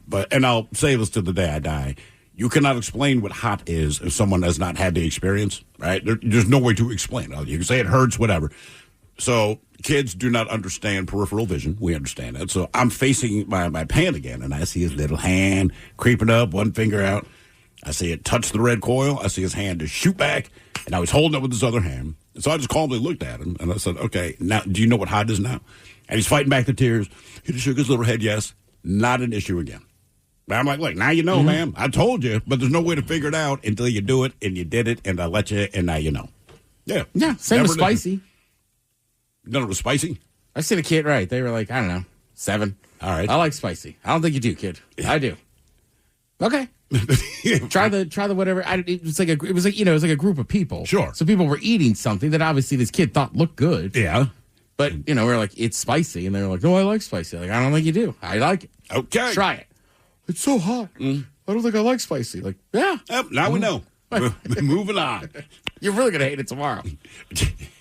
Hello, Johnny. Welcome to the men's room. To remind you that 60% of sales on Amazon come from independent sellers, here's John from Devil Dog Pet Company. We run our family business from Sterling Heights, Michigan, but we can reach customers all over the country thanks to Amazon. Good boy. Shop small business on Amazon. Explore your purpose. Become your potential. With an advanced degree from Marquette University Graduate School, Marquette graduates excel in their fields and are sought after for their academic preparation. With more than 70 career-advancing programs, you will find unlimited opportunities to discover a rewarding path. Most programs offer flexible formats for busy professionals. Become your potential. Search Marquette Graduate for more information. Marquette University. Be the difference. Your cold is coming! Your cold is coming! The cold season is upon us! Oh no, I can't afford to get sick now. When it's cold season and you feel the first sign of one coming, shorten it with Zicam, the #1 cold shortening brand. Thanks, Revere. We really need to keep Zicam on hand. Shorten your cold with Zicam. Shorten your cold at the first sign with cold shortening products from Zicam, the #1 cold shortening brand. Available in stores or see where to buy at Zicam.com. I'm caught up in the game. My attention is on every play and every whistle. But what I'm missing is a signal coming from my kidneys. That signal isn't like a ref's whistle. It's more of a silent SOS, which could be warning me of an increased risk for events like heart attack or stroke. And a way I can catch that signal? A simple urine test called UACR. If you have type 2 diabetes or high blood pressure, talk to your doctor about the UACR test. Detect the SOS. Visit detectthesos.com to learn more. Is your business ready for what's next? Think about where you want to be in 3 years, 5 years, 10. Growth isn't about numbers. It's having the right specialist by your side. Moss Adams and Baker Tilly have joined forces to create a remarkable new organization. It's one advisory firm with resources, expertise, and vision built specifically to serve the middle market to help you get to what's next. Learn how Baker Tilly can help your business pursue its vision of success. Visit bakertilly.com/combo. Good evening, fellas. Hola. How's it going? Doing great, ma'am. Good. Now, when you're a kid, you remember certain things, when you're 5, 6 years old. So I was raised in Tulsa, Oklahoma by the Tulsa International Airport. In our neighborhood, the older kids watched the younger kids. So a group of guys that had been drafted and get ready to go to Vietnam said, come on, boys. So grabbed my brother, myself, and a couple other kids, and off we go. Kids that are just graduating high school. So we go to the other side of Tulsa International Airport to the pig farm. And lo and behold, this kid, Pat Kennedy, decide to jump on a pig, and lo and behold, as it's running down the fence line, there's a foot-long galvanized nail that is bent. We didn't see it. The older guys didn't see it. Pat Kennedy's arm went up to it, and he stuck to the fence. Oh, damn. You are 5 and 6 years old, and the scream that he let out, one of the older kids, Robert, went over, grabbed my brother's shirt, ripped it off of him, wrapped it around Pat's arm, and then next thing you know, it's like, holy moly. And I mean, these pigs were big. And that's the darndest thing that I'd ever seen in my life, getting on a pig and then sticking to a fence. You can't predict. I mean, when you say it like that. Well, you did predicate it with Tulsa, Oklahoma. Yeah. Yes, sir. Did you ever jump on a pig yourself? I did not, but I tried to jump on a cow, and that daggum thing, it flipped me when I was older with my cousins down by Texas. They all had a big ranch and horse farm, cow farm, bull farm. They were bull riders. So I got on one, and I lasted 3 seconds, and I said, "Oh, that's not for me." Oh, man. Yeah. That's not good to be impaled. God. Did you read that story about that guy who was trimming a palm tree? No. Don't read it. It's horrible. What happened? Is he climbing up in the palm tree? He's in the palm tree. All right. The wind is blowing a little bit. Okay. He's like shaving the bottom stuff off, cleaning it up a little bit, blah, blah, blah, blah. I don't know what happens. I don't know if a gust of wind comes up, but he falls. All right. Now, below this palm tree line is a wrought iron steel fence that's 10 feet high. Into the neck? They had to basically figure out a crane to pick him off of that thing. Did he survive? No. Oh. No, this was in California. They had to pick him up. They had to pull him off of it. All right. But apparently he was hanging there for, like the 2 or 3 hours it took to figure out how to get him off the fence. Oh, God. Oh, yeah. All right. Oh, yeah, like Vlad the Impaler crab. Yeah. Did it go all the way through? Oh, yeah. So he's slid hanging there. God. And I'm like, I'm reading this like, oh, my God. It was a landscaper. It's like, Jesus Christ. What was your best or worst interaction with an animal? 206-803-ROCK. That is rough, man. I mean, that's terrible, but I guess it could happen. Well, obviously it can because it did. I would say prune your own palm trees. That would be my rule. Or use a bucket, something. Well, I mean, they hired him. They did. That's why if I'm him, I don't do palm trees. I can do it. Okay. Hello, Mick. Welcome to the men's room. Hey, liquor and my ex-wife. Oh, liquor and whores. So years ago, I was a bus driver, city transit down in Oregon, and one of the number one rules for that they gave us was we're not supposed to get involved in any kind of physical altercations on or off the bus. We're supposed to call management or call the cops. All right. So I'm driving the bus, my normal route, and I come up to this bus stop, busiest bus stop in town, or at least for this route, and this cop is in a parking lot, and, I mean, she's just getting her ass beat by the suspect, just beating on her. So I hop on the radio. I'm trying to call in. Nobody's answering, so I can't call in. I'm like, well, I'm not supposed to jump in. I'll get fired. I just said, you know what, F it. I'm going to go help her out. So I go and I jump on top of this suspect. I'm trying to help this cop from getting her ass beat, and all of a sudden I feel this really sharp pain in my leg, and I start getting drugged across the parking lot like something you'd see in a horror movie where somebody gets drugged under the bed. Yeah. I turn around, it's a damn police dog. He's got my leg, and he's yanking me across the parking lot. And I had no idea what was going on. I was trying to help this gal. She knew I was trying to help her. I announced it, but come to find out, they got a little button on their person that can open the door of their car for the dog to come out if they're in trouble. She couldn't reach it because she was getting pummeled. Well, somehow that button got bumped while I was helping her. Dog came after me instead of suspect. I got drugged across the yard. 13 stitches later, I got a nice scar on my leg from it. How did someone come to her aid at all? So a bunch of cops showed up a minute later to help her out, but at the time, I mean, she was so involved with this suspect. frankly, the suspect was winning. But she couldn't get to her radio. She couldn't get to the button on her bell. Like, she told me about it after it was all said and done when I was in the ambulance. And she's like, hey, I'm really sorry about that. That's Cujo. You know, he does what he's supposed to do. And of course, it's Cujo. So everybody who's on the bus, and you said it's the busiest stop, is watching their bus driver getting dragged across the parking lot by a dog. Oh yeah, no, I'm sure if you search hard enough, it's on YouTube somewhere. But I had What city was this in? Crying. What was that? Where were you at? It was down in Oregon, Salem, Oregon. All right. Okay. Damn. Well, at least they have an In-N-Out burger. I'm gonna Google Salem bus driver. It's not funny, but goddamn, I want to see that. Well, and there he goes. Those dogs, I know the difference. That button gets hit. She sees somebody over there. Yep. Yeah. What was your best or worst interaction with an animal? 206-803-ROCK. Hello, Jay. Welcome to the men's room. Hey, guys. How you doing? Hola. Doing great, Jay. Hola. So, it was mid-'90s. We were doing counter drug operations. I was in the Coast Guard and off the coast of Mexico. And we see this speedboat, and it's loaded with cocaine. So we're chasing it down, and we're catching it. We're doing pretty good. And then they start throwing bales of cocaine over the side, and we keep chasing them. But as they're throwing more cocaine, they're going faster and faster. They're getting away, right? Sure. So anyways, they beach their boat on the coast of Mexico there. We can't go 12 miles to Mexico, territorial waters. But so we got to go back and collect all this cocaine, right, all these bales.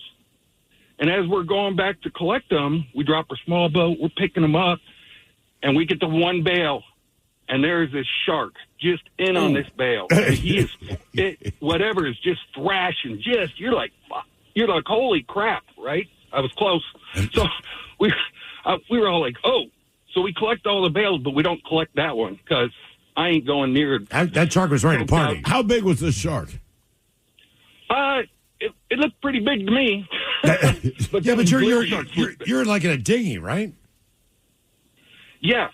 I mean, we have a RHI, a rigid hull inflatable. That's what I'm saying. Like, I don't want to be in an inflatable raft with a shark that's on cocaine. Right, if you put the cocaine in the raft, and the shark is going to try to bite through that to get to more cocaine. Now, do you know that sharks do, in fact, enjoy cocaine, or do you just think that? I believe he does. That when the bales disturb the water, it just attacked? I asked that question a couple times. I don't know if shark would overdose on it because that's 90% pure stuff. You know what I mean? Maybe that's why he attacked that one. He likes to party. Yeah. So, we collected just over 2,000 pounds worth of bales, but we left one. And then what do you do with the cocaine after you collect it? Well, on that patrol, we turned it over to the Mexican Navy and allowed them to take credit for it. Okay.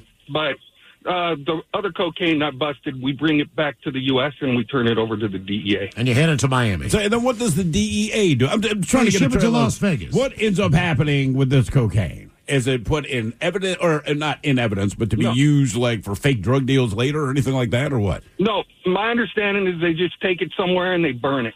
Okay. They destroy it. Yeah, that's what I would tell you too. Yeah. If you get on the Key West, they still have tourist shirts that say "Save the Bales." Yeah, save the bales. They got 4 or 5 of them all tied up. What was your best or worst interaction with an animal? 206-803-ROCK. There's a famous video of a news reporter, and they're burning all those drugs. Sure. I mean, I know what happened. Like dying, laughing.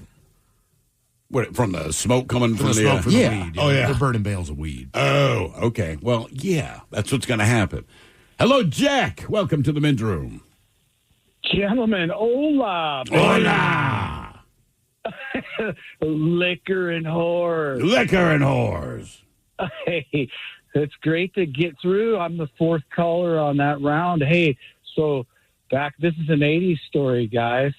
Back in the day, I'm 14 or 15 years old, and we got the neighbor. He's in a band, and he bought us some alcohol, and we're just having a few sips, and his good old canine friend Duke, the pit bull, is neatly bundled up on the floor sleeping. So good old Jack decides he's going to pet Duke, and Duke is having none of it.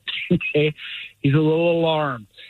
He lurches at me out of a dead sleep and catches me like at the top, like at the bridge of my nose, And he freaking, with his incisor tooth, his fang tooth, he splits my nose straight down the middle between my nostrils. Ooh. So he butterflied your nose. He butterflied my nose. So, yeah, that's what happened. So how do you explain that one to your parents and everyone at school? I was getting drunk and a pit bull attacked me. Now, what did they stitch it, or did they glue your nose back together, or did they just call you spatchcock? I mean, like, what do you do at that point? Again, here's how that got solved. Is it was a natural healing. We had an aloe plant right there, so we just kind of, put pressure on it, cut the bleeding, and then we went straight with the snap off of the old aloe plant and started gluing it with the aloe plant, and it healed up like a dream. Wow. Huh. So you don't have any scarring or anything? No, like I say, not a little scarring. He kind of caught me on the cheek, too. It's kind of a wraparound. I couldn't really tell you what happened because I kind of pulled back from him, but it was one of those ones. It was awfully strange, and I mean, it didn't really hurt or anything. It bled, but we kept it, within reason and put some pressure on it, and then healed it up with the aloe, and then that was pretty much the end of the story. Huh. Okay. Yeah, the first interaction I had with the pit bull, and nothing happened, but there's a chick that I had planned on having sex with. I was invited to her place. I did not know she had a pit bull, but we're sitting on her sofa. So when I opened the door, like, there's a pit bull, whatever, just be cool. Because at this time, not a lot of info was out about them, other than they are evil dogs by breed, right? That's all you heard, but whatever. They attack all the time. That's what they do. Nothing to do with the owner. This is what they do. So, and I don't know any different. I'm maybe 19 at this time or something, but we're sitting on her sofa, and I always remember the pit bull is on the other end of the sofa, just kind of curled up as dogs do. Then he climbs onto the back of the sofa, walks down, and he's directly behind me, and he's just sniffing my head. And I've never been so petrified in my life. And she's like, "Oh, just be cool." I'm like, I'm trying to be cool. Can you please? I mean, like, you can feel and hear his snout, next to your ear. And again, the only thing I'd heard about pit bulls is like they want to kill you. And this thing is just behind me, sniffing my head. Anyway, nothing happened, including me getting laid. So basically, I just got the S scared out of me, and I didn't have sex. Wonderful. What was the best or worst interaction you've had with an animal? 206-803-ROCK. It sucked, man. It was like a sure thing, but it wasn't happening. Hello, Desiree. Welcome to the men's room. Hello. Hola. I finally got through. Hola, bicholas. Hello, Desiree. All right. Yes, I have been pushed over by a mastiff. Yeah, they will do that. Attacked by a dog. And so my one story is that I was on my way to work, and there was a mama raccoon. I didn't realize she was a mama raccoon. What? Mama. Okay, gotcha. So she raised up at me, and everybody's stories are way cooler than mine. But she raised up at me. I ran into the house. I grabbed a paintball gun, and I started shooting at her to scare her off. Unfortunately, I hit the neighbor's van with my paintball gun. Jesus Christ. And then I got in trouble.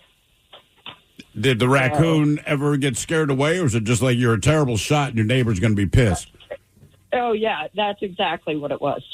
I was a bad shot because it was 5 o'clock in the morning, and yeah, then later I got in trouble because the neighbor called my husband and was like, "Your wife shot my van with her paintball gun." And so luckily he slightly covered me up and was like, there was a raccoon attacking her. Why did you have paintball guns anyway? Like, just most people I know, it's very fun. Just most people I know don't have a paintball gun handy. Well, yeah, that's why I ran back into the house and got the paintball gun.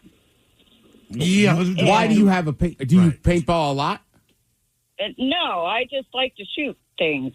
All right. Okay. Well, and you do it well. Good for you. That's, you nailed that van. I'm glad. I just like to shoot things. By the way, I missed the raccoon and hit the neighbor's van.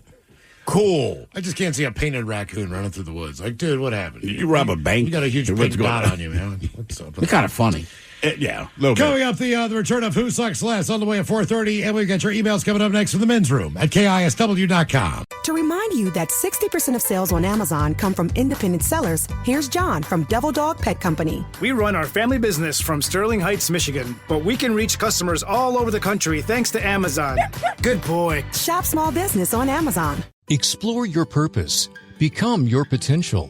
With an advanced degree from Marquette University Graduate School, Marquette graduates excel in their fields and are sought after for their academic preparation.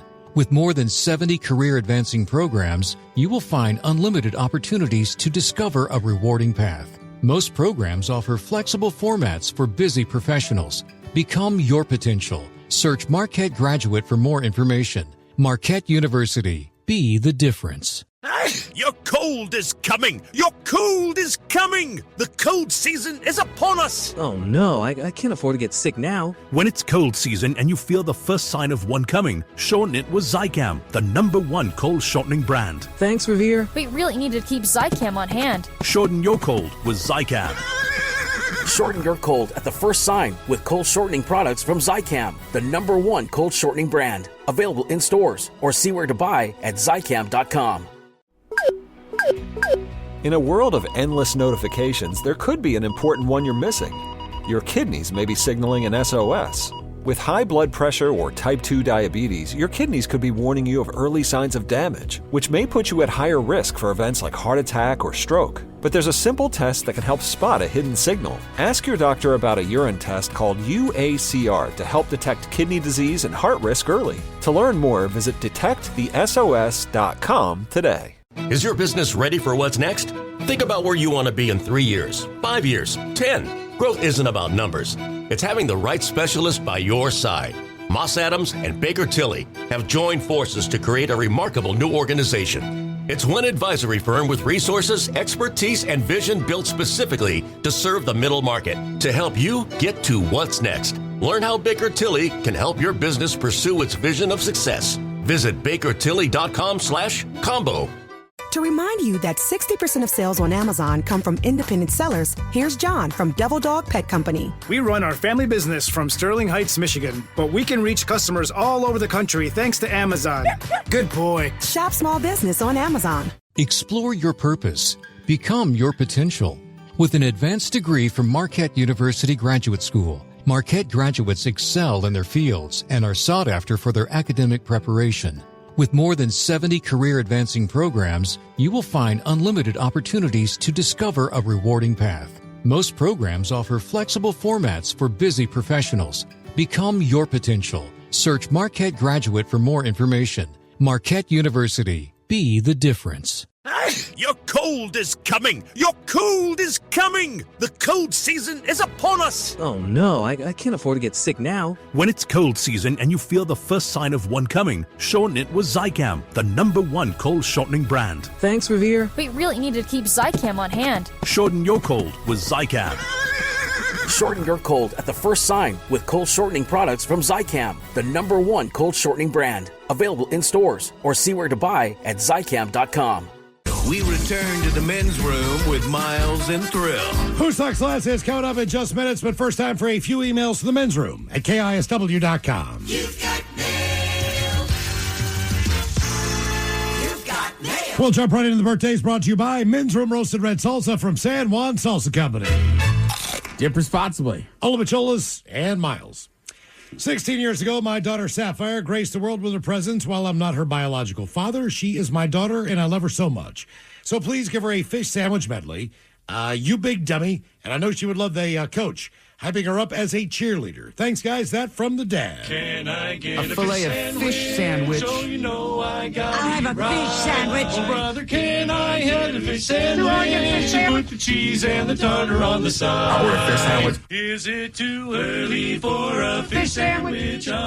Cheese and tartar on the side. Ooh, yeah. I smell the fish sandwich. Maybe some relish in the morning. At noon. And at night. Can I buy you a fish sandwich? So you don't want a fish sandwich? You big dummy. All right, first of all, happy birthday. Kind of wish I knew what school you were at, because maybe you're still cheering this weekend. You got state title games coming up. Yep. Shout out to my buddy Damon and his kid at Lake Stevens. All right, listen, cheer's very important, all right? Sure, you have the football team, but you know what else matters? The cheer squad and the band, all right? I don't go to college football games just to watch the ball game. You go to watch all of it, the pomp, the circumstance, and people want to cheer for the cheerleaders. Yeah. It's awesome. The mascot's down there with you. Maybe one day you can achieve the greatness of going from a cheer squad girl to a mascot. I just told her to be aggressive. Be aggressive. Yeah. R-E-S-I-V. I did sadly find out the cheer squad flies a commercial. Oh, yeah, for sure. I'm sure. We were on our very early morning flight after that Washington game. And they were on there. The entire cheer squad came down the aisle. You probably loved that. Yeah. You know what? When they're not in uniform, it's just not the same. It's just tiny 20-year-old girls in sweats. That sounds terrible. Yeah. Well, I'm just saying, you realize when you see them on the field, you're like, ooh, cheerleaders. And then when you see them in person, you're like, oh, this is just a super fit athlete. Yes, basically that is it. I hope that came out right. No, it didn't. Gentlemen, today's my best friend, a brother from another mother's 40th birthday. He's officially old as dirt, and I'm a young 39-year-old. He just started a brand new job with some questionable coworkers. You guys, he's down setting up for hometown holiday now. So I want to wish him luck and let him know that we're all proud of him. He and his wife and daughter go to Disneyland more than anybody I know. So can I get Mickey and Goofy talking about what they need to do on their next trip down there next month? And he's the biggest Husky fan I've ever met. So can Coach Ted try to make him feel better about that loss to the damn Ducks last weekend? Oh, and maybe your penis is too small. Thanks, guys. That from Andy Mack. Well, guys, tell you what we're going to do since it's your birthday. You come on down and visit Goofy, and I'm going to teach you the downward dog position, but with a special twist. You know, I think for somebody like you and a birthday this old, you probably want to be over at California Adventure, where you can have a beverage, or you can go drink with the nerds at Star Wars stuff. Either way, I'm making money. All right, you know what, Andy Mack? I know it's not your birthday, it's your buddy's birthday. Coach Ted was down there tailgating too, all right? Now listen, did the Huskies win? No. Are the Ducks good? Yes. Huskies played a hell of a competitive game. Nice recruiting class today. Hopefully Jed Fish has them going. The only thing, honestly, to be worried about is the coaching carousel is so crazy right now. I hope Jed Fish doesn't jet. Yeah, no kidding. That's wild. No, it is crazy. And finally, for the birthdays, gentlemen, I'd like to wish my friend Regis a very happy birthday today. He would love some advice from Coach Ted, maybe Coke Ted, on how to deal with dating in his 60s as well. And some dad jokes from Miles, and maybe a fart, if we could. Thanks for helping us all stay sane with your daily fun and laughs. Merry Christmas and Happy New Year's to you all. That from Barry.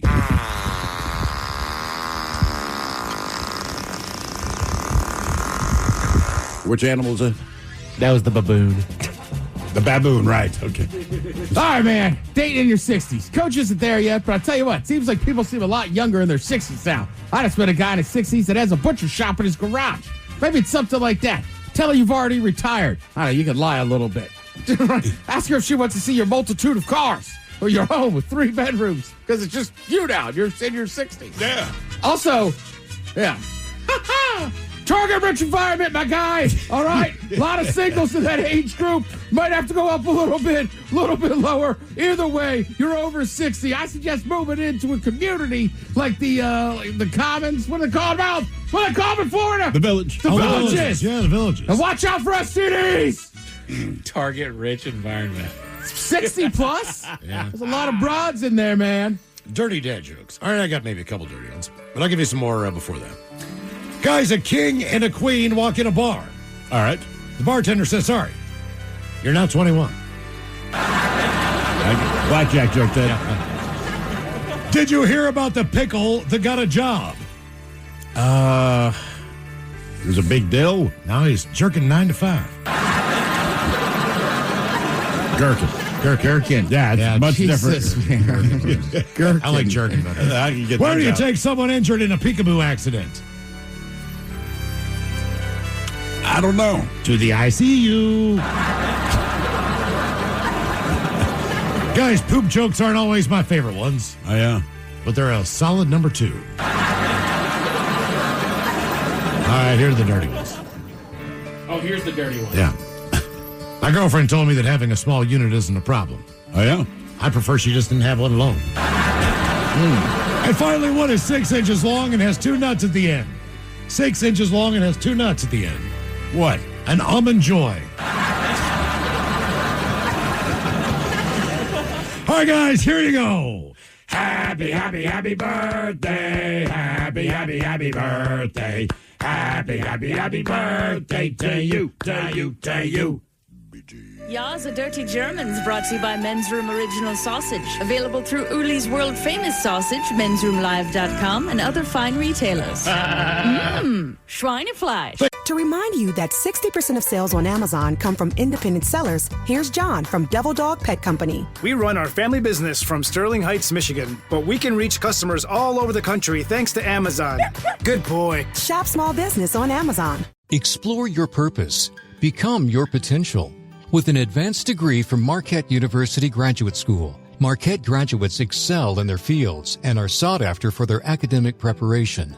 With more than 70 career-advancing programs, you will find unlimited opportunities to discover a rewarding path. Most programs offer flexible formats for busy professionals. Become your potential. Search Marquette Graduate for more information.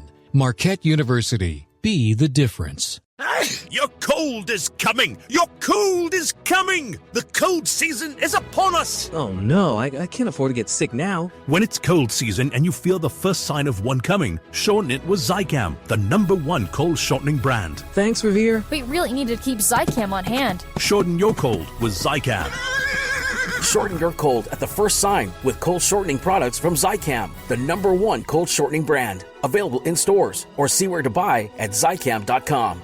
You're jamming your favorite song, and while you aren't missing a beat, you could be missing a signal from your body. It's an SOS from your kidneys, and it doesn't sound like music at all. It's silent.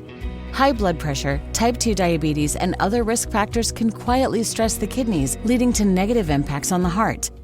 That's why you should ask your doctor about a simple urine test called UACR. Most miss the signal for hidden kidney disease and related heart risk. You shouldn't. Visit detectthesos.com today to learn more. Is your business ready for what's next? Think about where you want to be in 3 years, 5 years, 10. Growth isn't about numbers. It's having the right specialist by your side. Moss Adams and Baker Tilly have joined forces to create a remarkable new organization. It's one advisory firm with resources, expertise, and vision built specifically to serve the middle market to help you get to what's next. Learn how Baker Tilly can help your business pursue its vision of success. Visit bakertilly.com/combo. Hey, Bob, a couple extra emails. The subject, Coats for Kids. This one came in today. It says, older gentlemen, with Coats for Kids on everyone's mind, I'd like to take a moment and note that some employers have a donation matching program for various causes, including mine. So if any listeners work somewhere that does this, talk to them and get info on how to get that match to the cause. In my case, my employer has a portal and has given me $50 to donate to the cause. Nice. And they will match. So now you have a donation through these means, openly dedicated to you guys, and hopefully you can include 100 more bucks in your total. Beer and sausage, that from Dennis. Nice, Dennis. And we also want to thank a couple people who made donations today. Nice. We have Kelly O'Mara made a donation, $69. I think that must have been during the morning show. Jeffrey Bernstein, he put in $100. Anonymous donated $967. What is it? The people that donate the most tend to be anonymous. They don't need the recognition. I think Miggs has a lot to do with this. Kenneth put in 69. Tammy put in 69. Nice. John put in $100. And Craig and Tammy also donated. So thank you for doing that. Yeah. Donate now if you can, KISW.com. The idea is to put as many brand new coats on kids in need as we can. The goal is 2,500 kids. I want to say we're up to about $14,000. Oh, nice. As we speak. But we're going to need 50. All right? So $25 puts a brand new American-made coat on a kid in Washington that needs one. So if you can, head to KISW.com. Now, the men's room wants to know who sucks less? Hey, time for Who Sucks Less. Stephen Thrill, you bring us 3 stories from the news each and every week. They always suck. It is up to us to determine, out of the 3 stories, which one sucks the least. Now, if you happen to like the Men's Room on Facebook or follow us on X and Instagram at Men's Room Live, the debate is already underway on Who Sucks Less. Yeah, and as I said at the top of the show, out of the 3 stories, 2 of them do with urine, One of them has to do with the United States Post Office, which, again, has a slogan, something along the lines of neither slow nor rain or snow or... Rain, snow, sleet, or hail. Nothing will stop the U.S. mail. Yeah, and partly they're not kidding, so kudos to them. We'll get to them last. But first, you might remember this lovely young woman from yesterday. A New Hampshire OnlyFans model filmed herself urinating on grocery store food while she was busted over a pee spree in a hotel room, including a Bible. 24-year-old Kelly Tedford, she was hit with fresh charges this week for urinating all over a room at a Marriott hotel in Keene, New Hampshire. Now, she goes by the name Kinky Kelly on OnlyFans. She's accused of recording herself peeing on the air conditioning unit, the comforter, the curtains, and the Bible inside of the room. Are people requesting these things for her to do that stuff? As best Mike could put a finger on, I mean, it is OnlyFans, so people are paying to watch her do it. I would say the marionette thing, something, whatever. So what is she, just chugging water? I don't know. I guess when she has to go, I mean, yeah. she'll film it. Everybody's got to go. But keep in mind, she doesn't just pee. She also defecated on the floor before hiding her feces in the tank of the toilet. So when she was done peeing on everything, she then poops on the floor, scoops that up, and sticks it in the tank. And again, she's making money doing this. But Kinky Kelly, maybe she should change her name to Stinky Kelly, she was hit with 5 criminal mischief charges over the ordeal. Now, the saga unfolded just weeks before she was arrested for spraying a slew of products at the Monadnock Food Co-op, basically a grocery store. She sprayed that food with urine. Her display cost the grocery store about $1,500 for the ruined products and cleaning expenses. The local store was also forced to issue a recall for because this is where she chose to do it, the organic quinoa, the organic cornmeal, the organic polenta, the organic coconut shreds, and the walnuts after she peed on those products. Jesus. So she opened up the big bulk stuff. And, right, oh, man. Right, she opened the bulk, and that hence the quinoa, cornmeal, polenta, et cetera, et cetera. Cops said the grocery store footage was among a trove of online videos that they uncovered that documented similar acts dating back to at least 2021. So for the last 4 years that they know of and have video evidence of, this is her thing. I didn't realize she peed in the bulk. It's like, damn, man, come on. That's awful. These banana chips taste funny. Because when I first heard the story, I thought, I don't know, maybe she's peeing on like boxes of cereal or something. But yeah, she was straight into the bulk bins. That would be tough. Yeah. We now go to, but I don't eat any of that stuff, so I do feel safe. We now go to Japan, where we have more pee. Police in Japan, they've arrested a 26-year-old man on suspicion of obstruction of business after he placed a urine-filled plastic bottle on a shelf at a convenience store. Now, according to police, the suspect, who is a company employee, he brought the bottle labeled tea with him to a convenience store at around 11:50 a.m. and placed it on the beverage shelf. Now, a customer who purchased the bottle that day noticed an odd odor when he opened it and reported it to the store without drinking it. Now, this forced an inspection of all drink products on the shelf, which obviously disrupted business. Now, police said the suspect was identified after an analysis of store surveillance camera footage. He was quoted as saying, quote, "I only thought it as a prank and had no intention of disrupting business. I was frustrated because things weren't going well at work." So it's not just that you put a bottle of pee up there.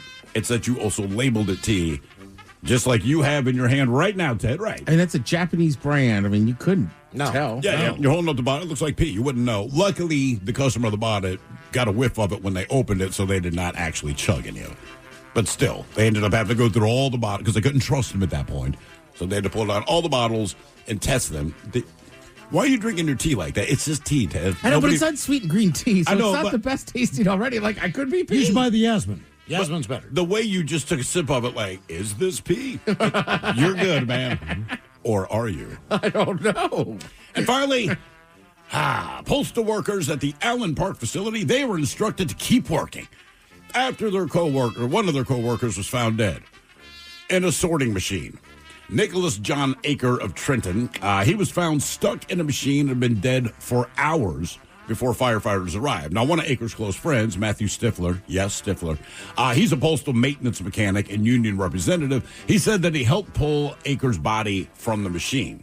Stifler also said that Aker's body was still inside the machine. While it was still inside the machine, the plant manager instructed the employees, just keep working. Stifler said, quote, When this happened, the plant manager wanted us to move to another part of the building and keep processing mail. Now, many workers took time to grieve, but the managers threatened discipline. Quote, people took time off to deal with this, and he's like threatening discipline and saying that we were all AWOL. Now, Stifler noted that employees who went to Akers' funeral were worried about retribution, calling the plant manager a problem and saying the issue had been ongoing. He also said the plant manager hasn't said anything about Akers' death or addressed any of the safety concerns. Quote, he kicked me out of the plant because I was telling people about their rights. That's from Stifler. Again, he's a union representative.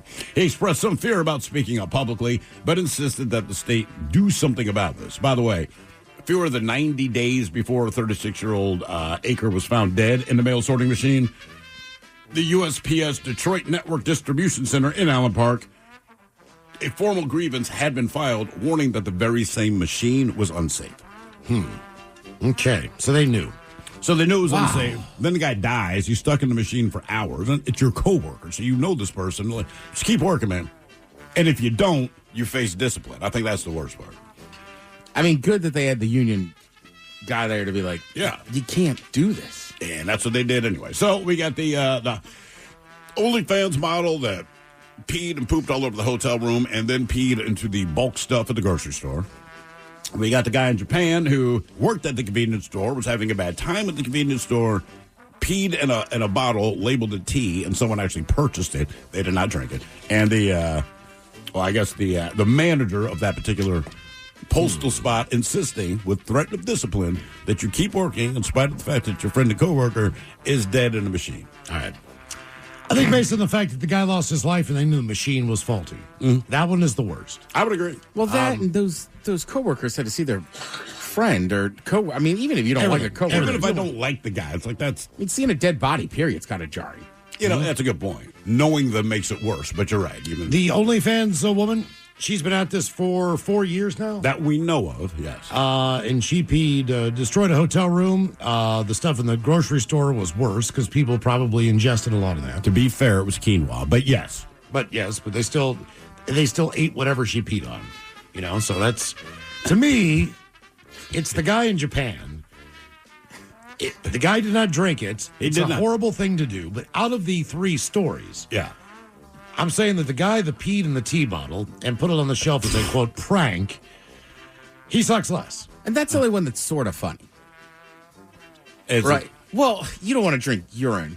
I don't. But the way the guy, like, I could see it. The guy's just, he hates that job. Yeah, he's mad about something. So he gets all fired up.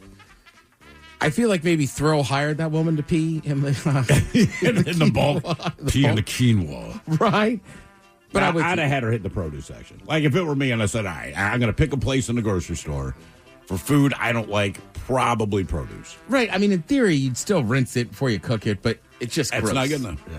Yeah. You're right. The Michigan guy sucks the most, but I'm with you. I'll say the Japanese guy, which is still awful. Because, you know, when I first read the story, I thought, like, he just took a bottle, put it on the shelf. I didn't realize initially that he also decoyed it to be a product that someone buys. It's just like, wow, and man. I bet, Ted, you're right about that tea. I bet it's the same brand or close to it. I just drank it because the doc told me to drink more green tea. And it does look like pee. I mean, you held up the bottle. But also, sometimes I've been part of a prank that went wrong. Right? We threw water balloons at somebody's house. It was cold outside. Next morning, they slipped on the ice and broke their leg. Oh, damn. So sometimes pranks go awry. And in retrospect, that was a bad idea. Sure. Yeah, sure. The woman doesn't know. But here's the difference. And I was like 14. But being malicious was just the water balloons, not the idea that you were going to hurt somebody. The guy that left the bottle, it's like your full intent was that someone bought this and drank it. Half of that came true. They bought it, but luckily your pee smells bad enough that they figured. See, that's the difference. Also just needs a new job. Yes. Like, he's reached the point where he hates light enough. When you start doing that. The highlight of his day is going to be watching somebody take a swig of urine. Debate continues on Who Sucks Less. If you like the Men's Room on Facebook or follow us on X and Instagram at Men's Room Live. All right, coming up at 5:08, we'll drink a toast with a shot of the day. You are listening to the Men's Room. To remind you that 60% of sales on Amazon come from independent sellers, here's John from Devil Dog Pet Company. We run our family business from Sterling Heights, Michigan, but we can reach customers all over the country thanks to Amazon. Good boy. Shop small business on Amazon. Explore your purpose. Become your potential. With an advanced degree from Marquette University Graduate School, Marquette graduates excel in their fields and are sought after for their academic preparation.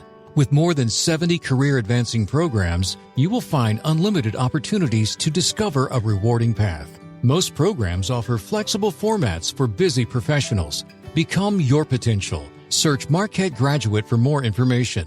Marquette University. Be the difference.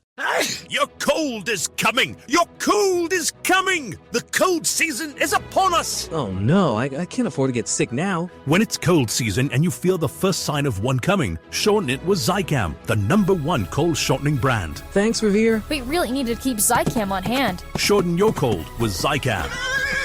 Shorten your cold at the first sign with cold shortening products from Zicam, the #1 cold shortening brand. Available in stores or see where to buy at Zicam.com. You're jamming your favorite song, and while you aren't missing a beat, you could be missing a signal from your body. It's an SOS from your kidneys, and it doesn't sound like music at all. It's silent. High blood pressure, type 2 diabetes, and other risk factors can quietly stress the kidneys, leading to negative impacts on the heart. That's why you should ask your doctor about a simple urine test called UACR. Most miss the signal for hidden kidney disease and related heart risk. You shouldn't. Visit detectthesos.com today to learn more. Is your business ready for what's next? Think about where you want to be in 3 years, 5 years, 10. Growth isn't about numbers. It's having the right specialist by your side. Moss Adams and Baker Tilly have joined forces to create a remarkable new organization. It's one advisory firm with resources, expertise, and vision built specifically to serve the middle market to help you get to what's next. Learn how Baker Tilly can help your business pursue its vision of success. Visit bakertilly.com/combo. 99.9 KISW. The men's room returns with Miles and Thrill. All right, cut up here until 5:08. We'll drink a toast with the shot of the day. And we do have your headlines on the way at 5:50. But first, quick check on Mike Hawk and some of the stories and headlines he is not working on. Well, thank you, Miles. Officials in Japan are attempting to crack down on zombie cigarettes. Are they what, laced with something, I guess? Something with a drug in it? Yes, there's like a fast-acting anesthetic in them. So it's... I don't know. Are people taking it for any reason other than just to get high? I don't believe so, okay, no. Right. But, obviously it's causing a disturbance, so they're taking issue with it. I can see that. Okay. Right. So that's the thing to be on the lookout for. Yay. Where's that at? Japan. Oh. Zombie cigarettes. And they've got a handful of other names as well. But it's... it's beyond me. When you get into the realm of drugs, I start to lose. There's always something new. Yeah, there is. Correct. Right? There's always something around the corner. I think half the time they sit on it. So, like, hey, they're going to do a crackdown on blank.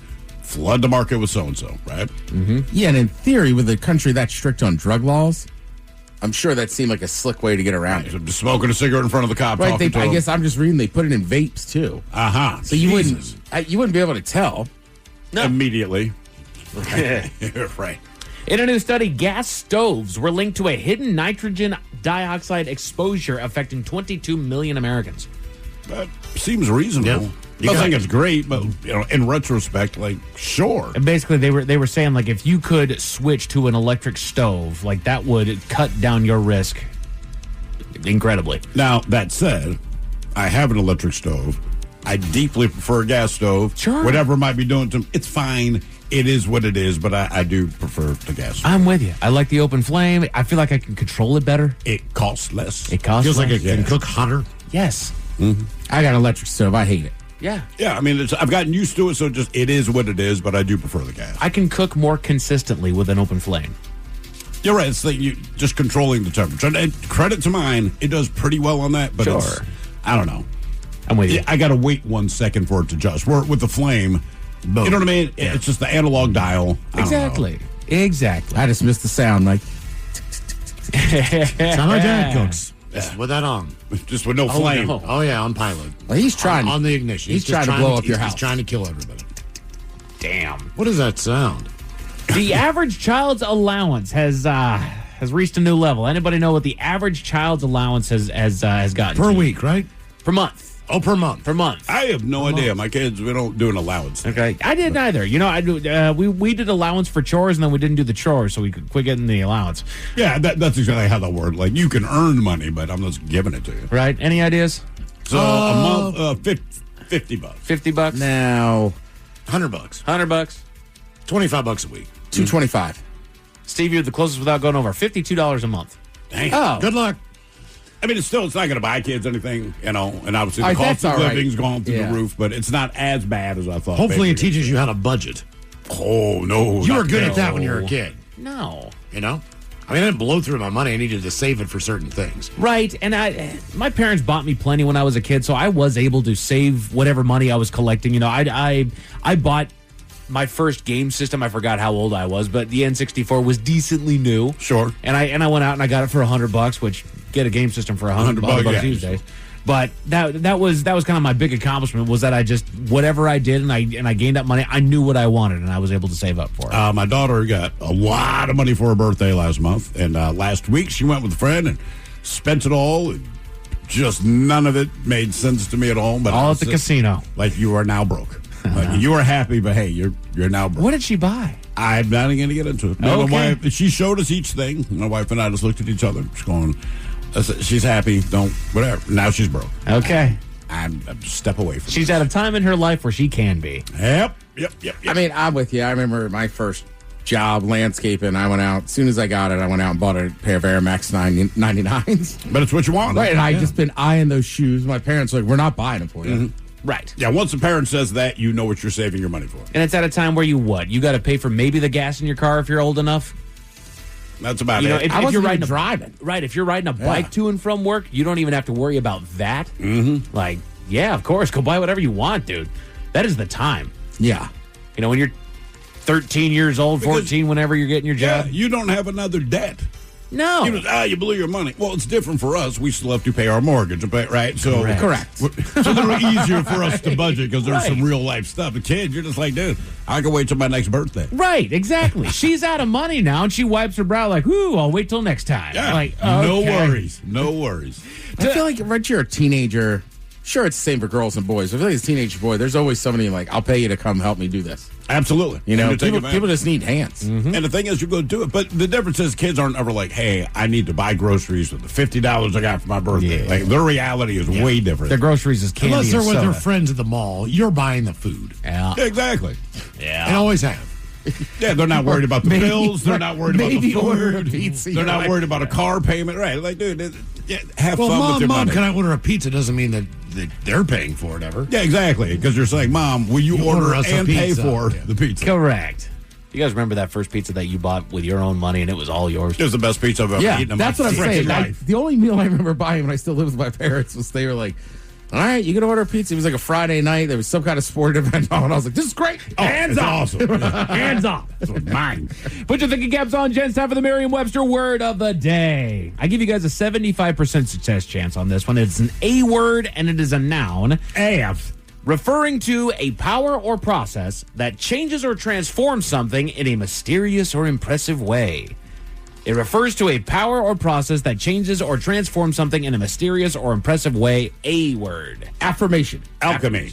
Alchemy. You nailed it. nice Well job. done. Nice job. The Alchemist. That word's always thrown me off. How's that? Well, like there's the book, The Alchemist. Yep. Yeah. Then I went to an alchemy store once. And I was like, what do you guys sell? And it's like, we make stuff out of other stuff.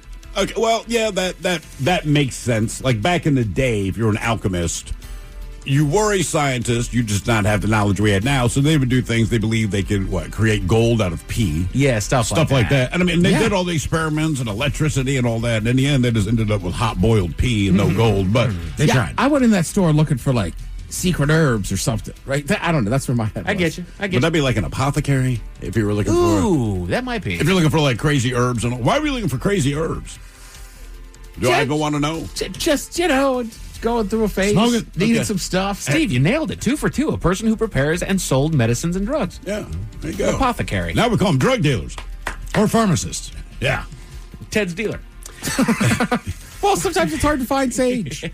Like sage you want to burn. Right. Not just Yeah, you're going yeah. to use to cook. To smudge your apartment. You can't. Correct. Why can't you just use like if I'm going to smudge my house? Yeah. I can't just go to the grocery store and use that sage. I know, right? I don't get it. Like You gotta- why? Like so I'm trying to get rid of spirits. Like, I got some in my front I'm sorry, yard if you need it. The spirits are picky. Right. Wrong kind of sage. Well, I'm sure we're going to see our friend here within the next couple of weeks. Who, just, Sage? Yeah, we'll just burn her and We will light her on fire and tell her to walk through my house. rid all the ghosts.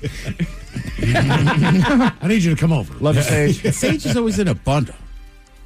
It is. Like when you're burning it, the smudge stuff? Yeah. Like, can I get just one? Right? Just one little straw, Sage? Yeah.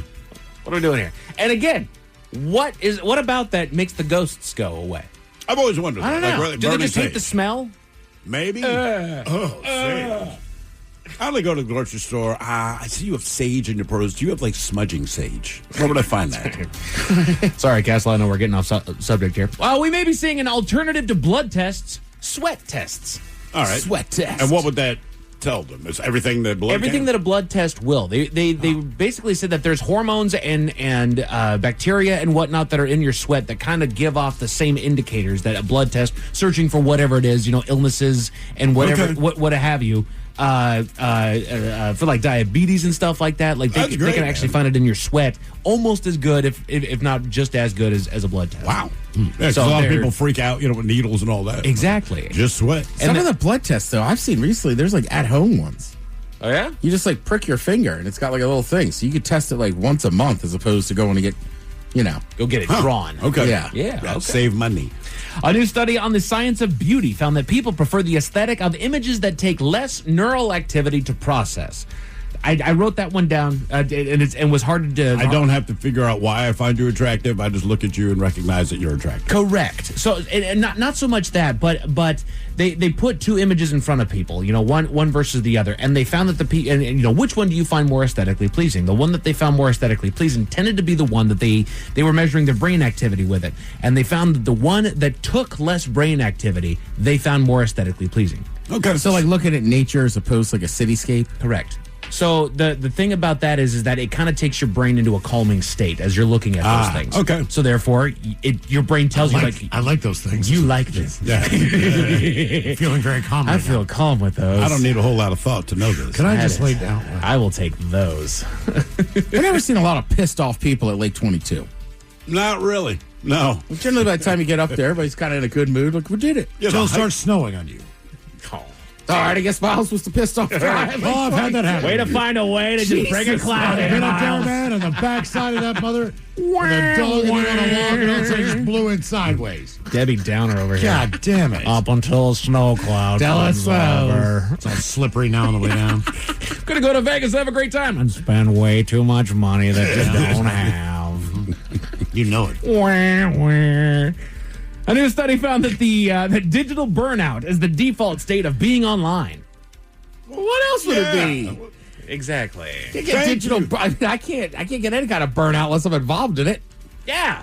As soon as you get online, you're burned out. So good news is you don't always have to be online. The Men's Room Top 10. The Men's Room Top 10.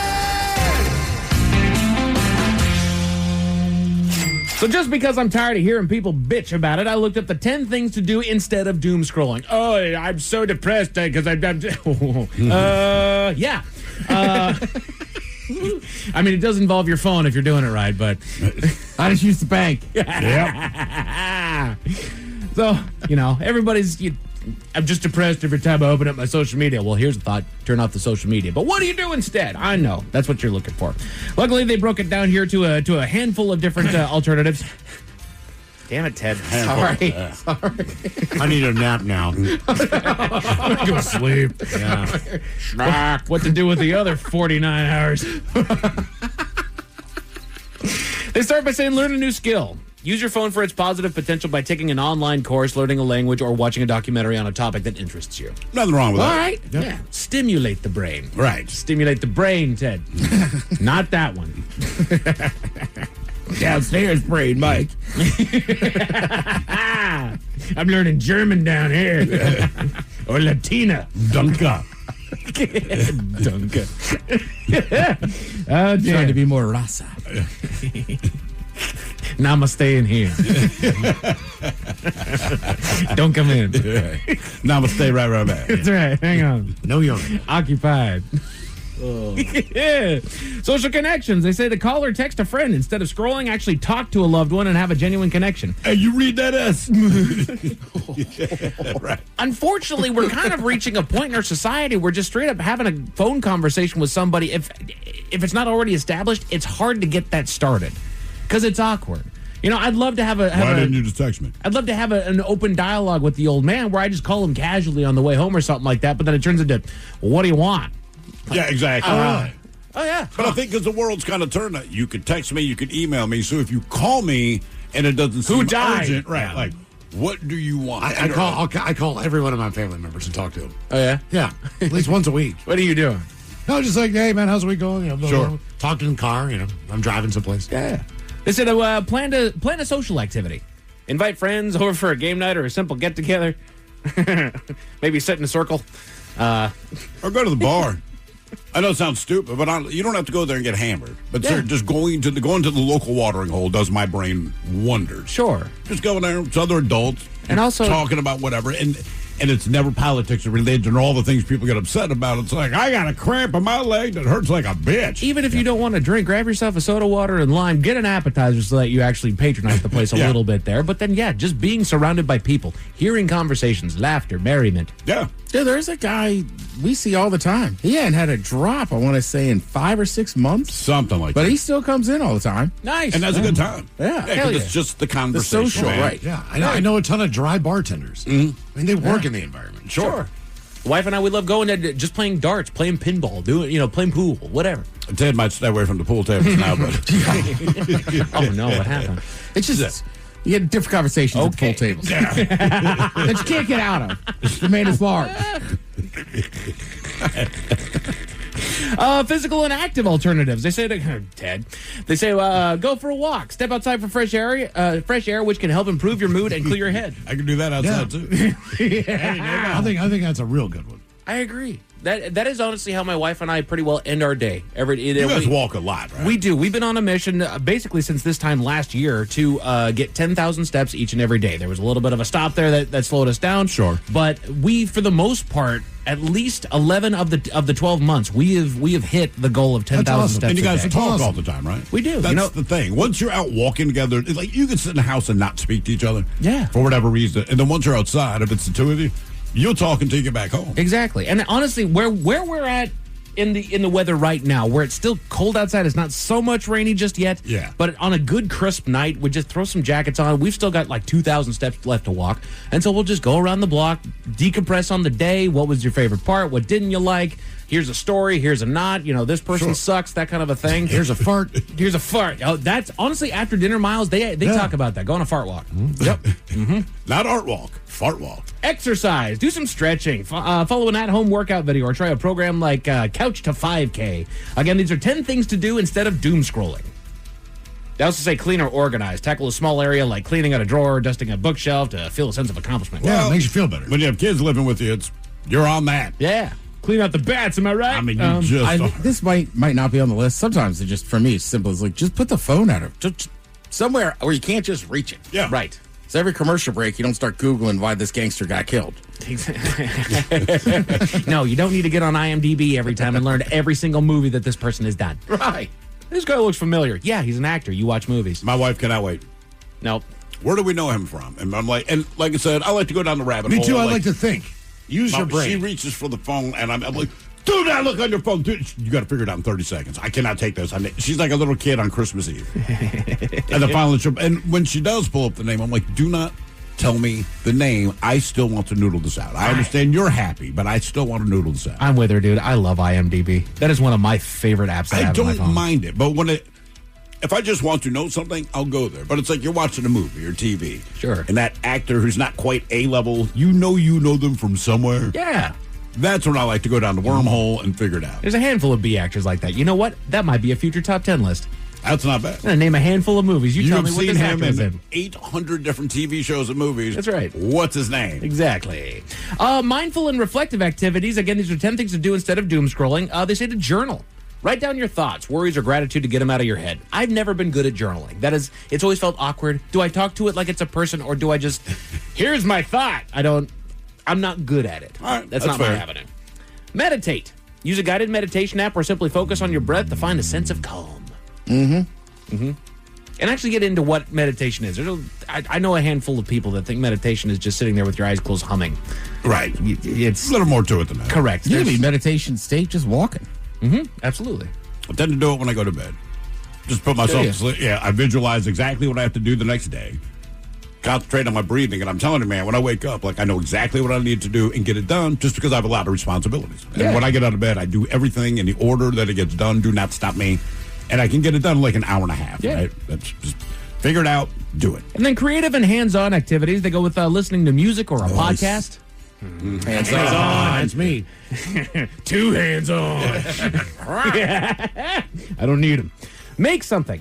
Engage in a creative pursuit like drawing, coloring, or writing poetry. You know, they have the adult coloring books now that are supposed to help calm people down a little bit. It's super cathartic, man. I mean, I don't do the coloring books and all that, but every once in a while I'll draw or write some other side projects we're doing or build crap. And like just the week we had off, my wife, because I built a couple of models for things, right? Just out of boxes, spray paint and all this crap. And she's like, how cathartic was it? I'm like, this is the best time off I've ever had. Hell yeah, dude. Because I'm just focused on these things. You're like a kid putting Legos together, man. Yeah, pretty much. But I don't like Legos. Your world, your rules. Right, that's exactly it.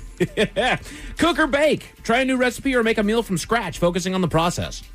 I do enjoy cooking. I do that to eat. Yeah. I get you. And I do as well. But honestly, having that dedicated time, like, okay, let's put it together. Let's make something. And then it takes a few minutes to kind of get into it. But then as you get into it, it's like you start getting excited for what you got coming. And also, I realize every time you take the time to learn to cook something new, you've just figured out how to cook 15 other meals. Absolutely. It's like learning a song on an instrument. Like, just learn this song, because after you learn that, you're going to find out that you learned 15 other songs you didn't know you could play. It's like spice combinations. You know after that, hey, man. I know when I'm in a bad mood, too. What's that, cook? Yeah. Part of the reason I made those meatballs Sunday morning, I was so pissed off at that Lane Kiffin stuff. Yeah. So burn these things. I'm just going to cook them. And then I'll leave you with this last and final thing to do instead of doom scrolling. And it's the old throwaway. Read a damn book. Yes. Yeah. Open the pages. Smell it.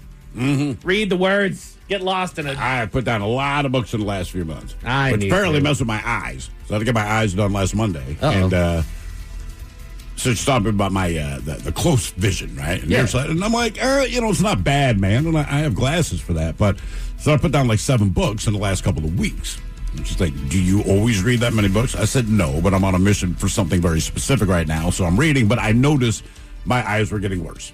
And she goes, at your age, I hate to say this, don't read so much. No. But I'm like, really, man? Damn it. Okay. I hate learning things. A self-driving car in L.A. managed to drive itself into a sticky situation, Miles. What was that sticky situation? I will tell you all about it at 5:50. Thank you, sir. Headlines are coming up at 5:50. In the meantime, have we made it to drinking time? You know it. Somebody out there deserves to be recognized.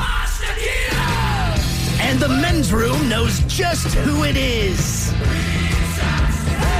So to you, we say, bottoms up, sailor.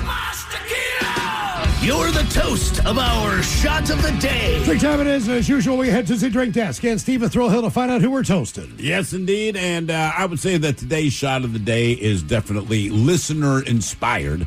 As about 10 million emails showed up this morning saying, dude, you've got to toast this. This needs to be the shot of the day. Finally said, fine, I will shoot this. So today we toast a masked thief in Northern Virginia.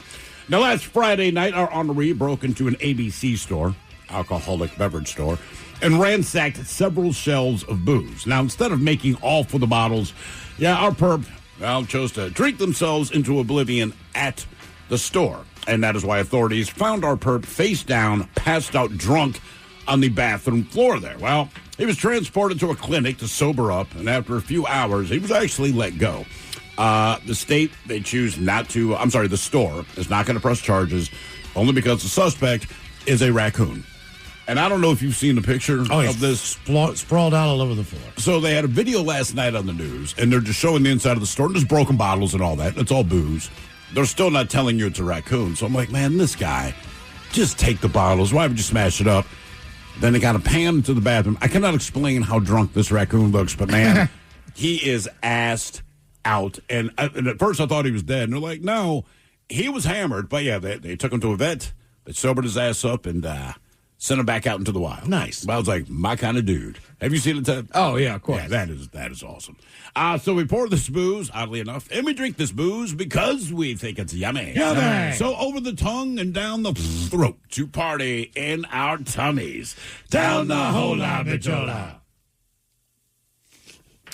All right, it's going to get tested online now for Profile This, 206-803-ROCK. Profile This is next. To remind you that 60% of sales on Amazon come from independent sellers, here's John from Devil Dog Pet Company. We run our family business from Sterling Heights, Michigan, but we can reach customers all over the country thanks to Amazon.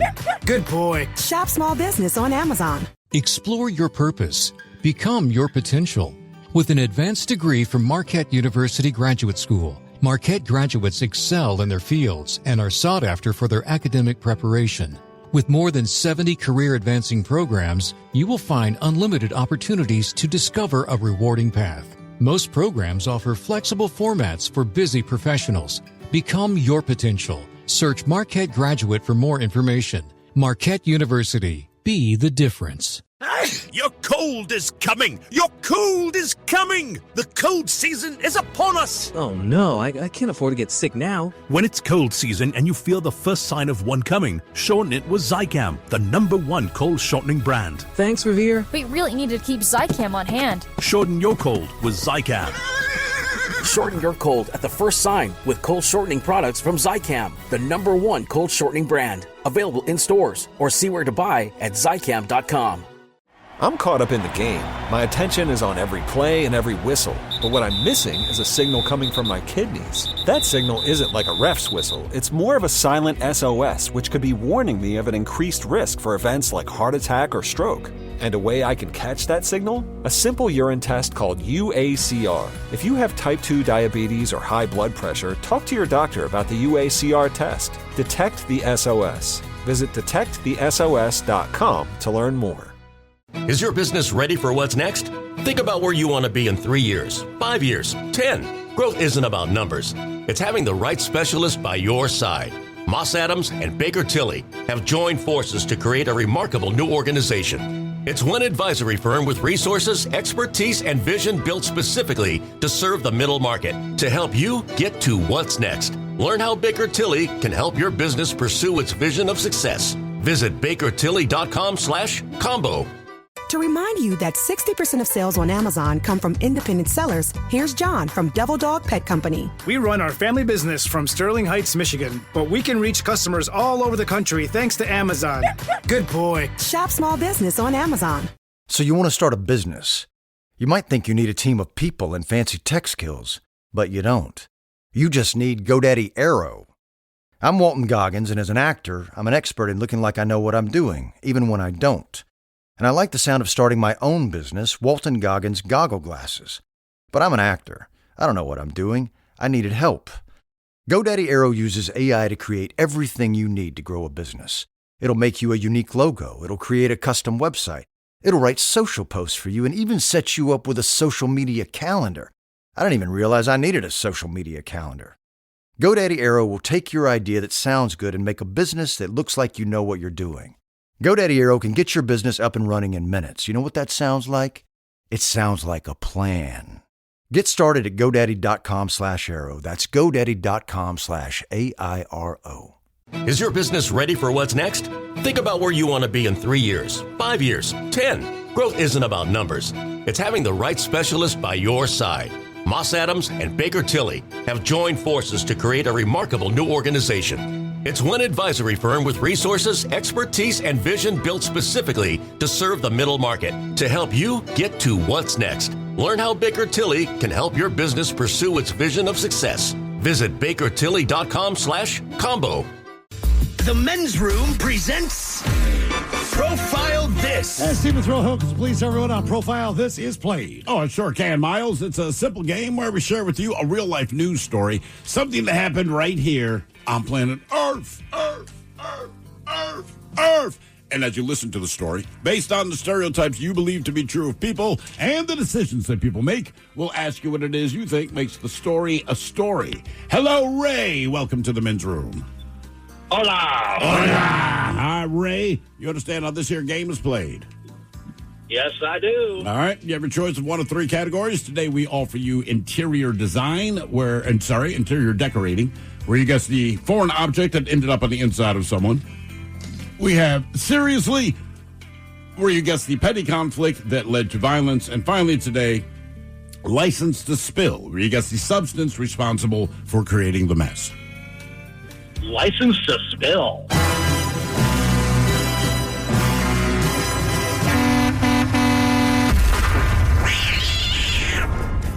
We go to Beattyville, Kentucky. I wonder what they do there.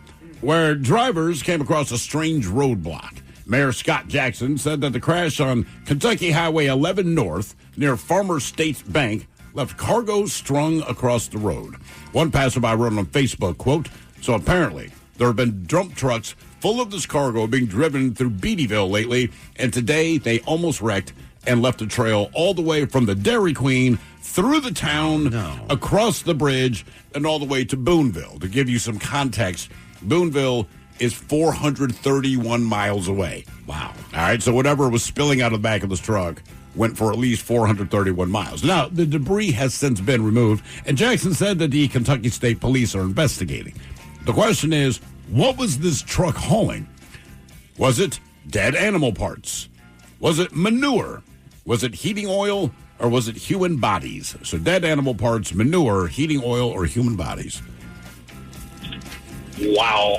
Yeah, 431 miles. What do you guys think?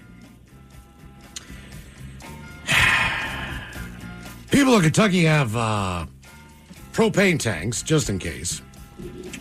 Heating oil.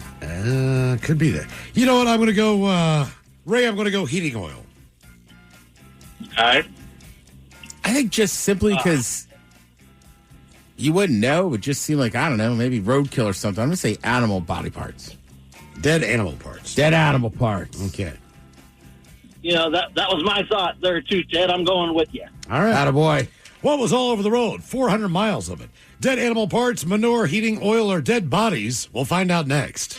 That was a tease. You are listening to The Men's Room. To remind you that 60% of sales on Amazon come from independent sellers, here's John from Devil Dog Pet Company. We run our family business from Sterling Heights, Michigan, but we can reach customers all over the country thanks to Amazon. Good boy. Shop small business on Amazon. So you want to start a business. You might think you need a team of people and fancy tech skills, but you don't. You just need GoDaddy Aero. I'm Walton Goggins, and as an actor, I'm an expert in looking like I know what I'm doing, even when I don't. And I like the sound of starting my own business, Walton Goggins Goggle Glasses. But I'm an actor. I don't know what I'm doing. I needed help. GoDaddy Aero uses AI to create everything you need to grow a business. It'll make you a unique logo. It'll create a custom website. It'll write social posts for you and even set you up with a social media calendar. I didn't even realize I needed a social media calendar. GoDaddy Aero will take your idea that sounds good and make a business that looks like you know what you're doing. GoDaddy Aero can get your business up and running in minutes. You know what that sounds like? It sounds like a plan. Get started at GoDaddy.com/Aero. That's GoDaddy.com/AIRO. Is your business ready for what's next? Think about where you want to be in 3 years, 5 years, 10. Growth isn't about numbers. It's having the right specialist by your side. Moss Adams and Baker Tilly have joined forces to create a remarkable new organization. It's one advisory firm with resources, expertise, and vision built specifically to serve the middle market to help you get to what's next. Learn how Baker Tilly can help your business pursue its vision of success. Visit bakertilly.com/combo. You're listening to The Men's Room with Miles and Thrill. 99.9 KISW. Categories licensed to spill on profile list. Kentucky drivers had a hell of a time. The road wasn't exactly blocked, but there was stuff dumped all over it. Yeah. For some 400 plus miles. Question was, what was slowly spilled or spilled all over the road? Dead animal parts, manure, heating oil, or dead bodies? And Ray, that is a question that we posed to you, but let us start with Miles Montgomery. You went with heating oil. Yep. It was not heating oil. The Ted Smith, you went with dead animal parts. And Ray, you agreed with them. Now, I'm going to tell you where the two of you are different. Ted is a psychopath. All right, so when he said dead animal parts, he meant the Muppet animal, as he has this fascination with him being dismembered. But nevertheless, you agreed with him, dead animal parts, and you won. Oh, God. My hatred of drummers. Think how gross that is, man. So if I remember it right, it clipped something, but the truck kept going. They're pretty sure the driver knew he clipped something, figured, aha, I can get out of here. Except the dead animal parts are falling out of the back of his truck for 4 130. He must have been coming from like a processing 1 plant. mile. I'm assuming. If that's I what saw he- half a pig on the side of the road, I wouldn't give it two thoughts. I'd keep cruising. Yeah, exactly. Now for all TV news all the time, and it's time for TV Time with Ted. Now, because your pathetic life is confined to countless hours in front of a talking box, the Men's Room presents TV Time with Ted. All right, your choices today. You got Stephen Colbert, the Jimmys, Fallon and Kimmel, Seth Meyers, writers, or Ted Smith. Is it Ted or is it late night? Well, it's right here. The title-less guys have talented teams, writers help them come up with monologues each and every night. It is up to you to determine, is this an actual late-night joke and from whom, or could it be a The Ted Smith original? YouTube released its first ever recap, which is a shareable highlight reel of your year's most watched. YouTube released its first ever recap, which is a shareable highlight reel of your year's watch history. In other words, blackmail. Fallon. Ted Smith. Fallon. We'll get this. YouTube released their first ever recap, which is a shareable highlight reel of your year's watch history. In other words, blackmail. Yeah. Well, then everyone's like, oh, like, what are you watching on YouTube, man? Mine's all the same. It's just music videos and then some of Drewski stuff. Sure. Sad news for the Winter Olympics as they first started the flame to its final destination, the Milan, Croatian Winter Games, and the flame went out. Huh. The Olympic flame is just like your marriage. The flame is gone out. The Ted Smith. Yes. Yeah. A little too harsh. I like it. Yeah. Today is Giving Tuesday. It goes Black Friday, Cyber Monday, Giving Tuesday, Credit Card Wednesday, Fake Your Own Death Thursday, and Create a New Identity Friday. Colbert. Fallon. You guys, this is nice. Today is Giving Tuesday. That's great. Yeah, that's right. It goes Black Friday, Cyber Monday, Giving Tuesday, Credit Card Bill Wednesday, Fake Your Own Death Thursday, and Create a New Identity Friday. That's the week. Never see left out Small Business Saturday. Thanks, Jimmy. See where you're at. Man in New Zealand was arrested after he allegedly walked into a jewelry store and swallowed a $20,000 Fabergé egg. And a few hours later, it was a $1 egg. Colbert. Yeah, Colbert. Fallon. Here's a wild story. A man in New Zealand was arrested after he allegedly walked into a jewelry store and swallowed a $20,000 Fabergé egg. Yeah, and a few hours later, it was a $1 Fabergé egg. All right, so this is kind of interesting. They're going to re-release some classic Christmas movies to movie theaters. All right. Okay. Yeah, good for the movie theaters. It used to be a tradition to go to the movies on Christmas. Like after you got everything done. Sure. In the afternoon, late evening, whatever, you go to the movies. But they had movies that were actually being released specifically for the holidays. For the holidays, right. So if they don't have those, might as well just go back and watch the classics. Well, yeah. I mean, I never went to a movie theater on Christmas Day, but I do remember it seemed like you had summer blockbusters, and then you're right, around the holiday season, you would get bigger movies. But you would have a few that would release specifically on Christmas Day. Yeah. Would they? They would. Like, hey, come Did you Christmas ever do Day. it? Oh, yeah. Went to the movies every Christmas. Growing up or when you were Yeah. an adult? No kidding. Oh, yeah. You did too? A couple of, not all the time, but probably 2 or 3 times. It depended what the movie was, but like pay attention when they have the release dates because you'll find a lot of them. It's December 25th, typically very family friendly, etc. It wasn't like The Exorcist or anything. Dr. Seuss's The Grinch, animated. You can find that at Cinemark, AMC Theaters, and Regal Cinemas. I'm not sure if I've ever seen that. Oh, is that the one they used to put on television? Yeah. Yeah, I think okay. you've All seen right. it. Yeah. My question is, are they going to show it with anything else? Only because when you add subtract the commercial breaks, it's maybe 18 minutes long. I was going to say, I think it's only 20 minutes. Yeah. Well, maybe they'll do a double feature. Have you ever seen the version, like human action version with Jim Carrey? Yes. I did not enjoy it, but yeah.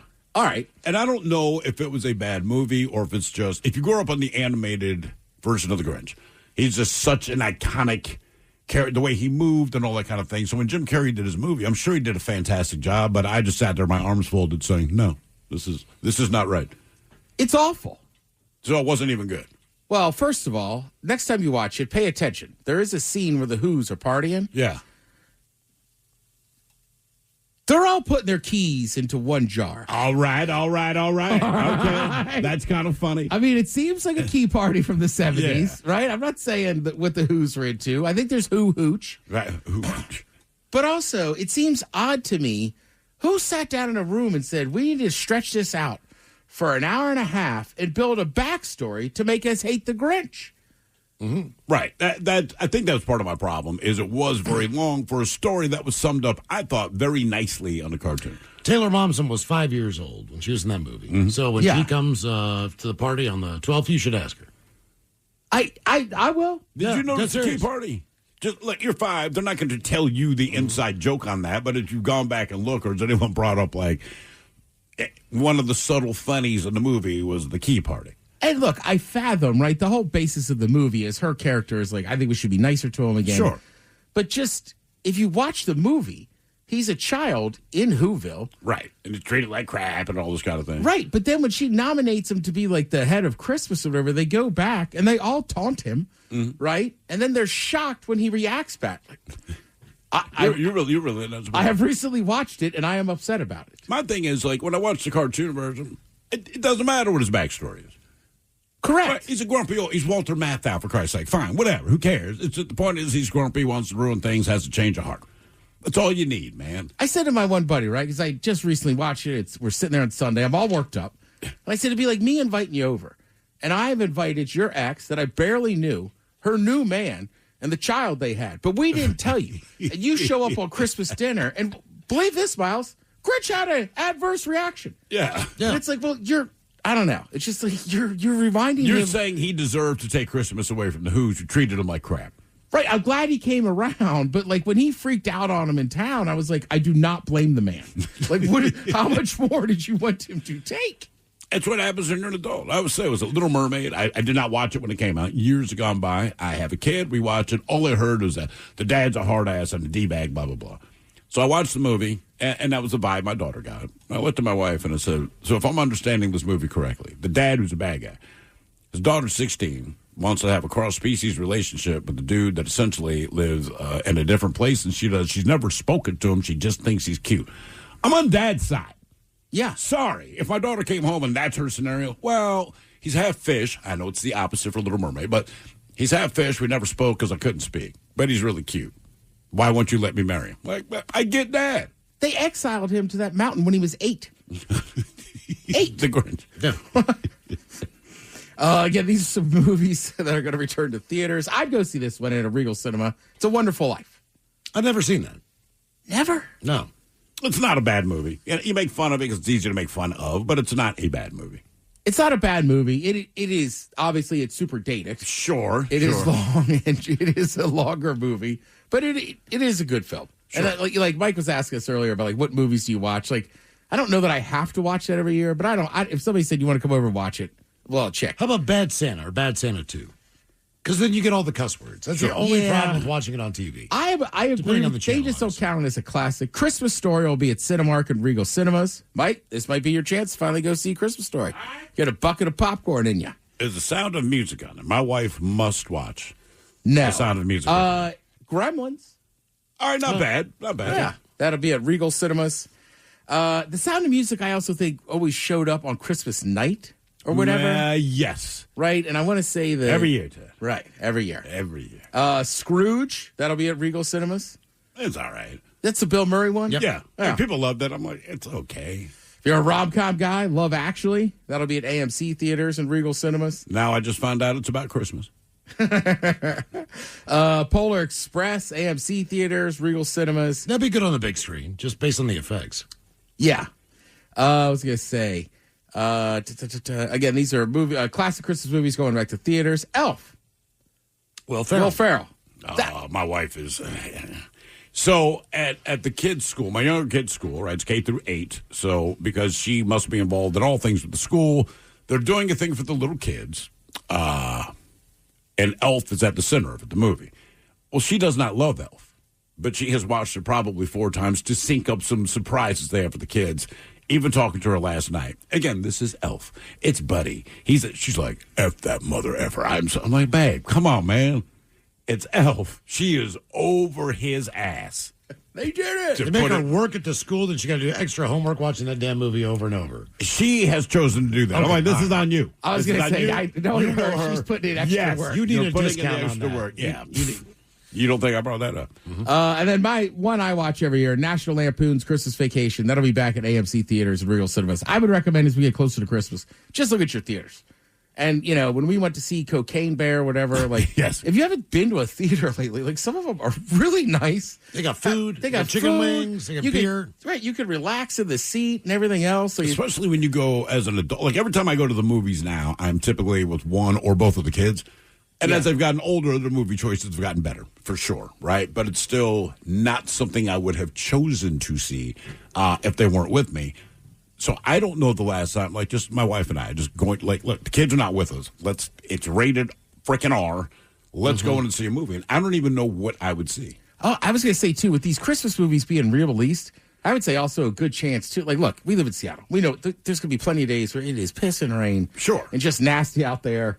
Kids are off of school. Like, time to go see a Christmas movie. Why not? That's not a bad call, man. Go out to dinner afterwards. Yeah, let's make it a day. Right, they're going to be fired up. Drop $200. Yeah, no kidding. You can't talk in here. Right? That's why we're here. Let's see. If you're a traditional Christmas person, I'm sure you like watching the Christmas tree get lit at Rockefeller Center. That's tonight on NBC if you want to check that out. Yeah, I mean, that's another one, right? Whoever is the person in your life that watched the Macy's Day Parade. They watch that. They are watching. It's the same performers. It's the same people almost. Oh, look, Mariah Carey again. I know. Oh, by the way, update on that. Apparently her residency in Vegas is not doing well. I can believe Really? it. Well, I think it's just Christmas. Oh, really? Right. Yeah. Oh, she's only playing Christmas tunes? I got to look. I just saw it today. Like, her ticket sales aren't that good. It's getting, like, people love that song, but, like, I don't know if it's enough to drive you to go to Vegas during December. No, that's what I'm saying. How many people go to Vegas for Christmas? You either got to be a baller or sad. Right. Right. Thank you, Ted. We appreciate it. You're listening to The Men's Room. Broom returns with Miles and Thrill. Now, let's see what's happening in the real world. All right, here we go. Taiwan, Japan is suing one resident for being a complete and total ass. Meanwhile, regardless of police blocking the road, a Waymo car will still pass. Meep, meep. We head to Montana for elk trapped in a frozen lake. Don't bring a bottle of meth into an IHOP, for Christ's sake. And a man trying to do a good deed gets bitten in the face. It is time for your headlines. Now, it's time to hit the headlines. Here's my car. And our top story is brought to you by the fine folks at Lacrosse Footwear. And it goes like this. We go to Los Angeles, where we learn of a flaw in self-driving cars. This is a great video. The video was uploaded to social media, which shows a local intersection with a Waymo car waiting to make a left turn. Now, in case you were not aware, Waymo is the self-driving rideshare service that transport passengers using smart cameras in lieu of an actual human driver to get them to their destination. There is nobody in that driver's seat, okay? That's very important information. In the video, the Waymo makes the turn to continue onto its path to the criticism of the surrounding public, everybody in their cars, everybody on the sidewalk. But it's not because they hit anything, not because they went the wrong way, but because it drove through an active police standoff. We see in the video several police are drawn on a stopped truck with the occupant lying face down on the ground with officers barking orders. Nobody was injured in the scene. It is kind of funny. That cracks me up. Yeah. Like, what are the people in the car thinking? Like, that was God. my first I hope thought. it's not a shootout. Right. Right. It's somebody that's been in one. Like, that would be terrifying.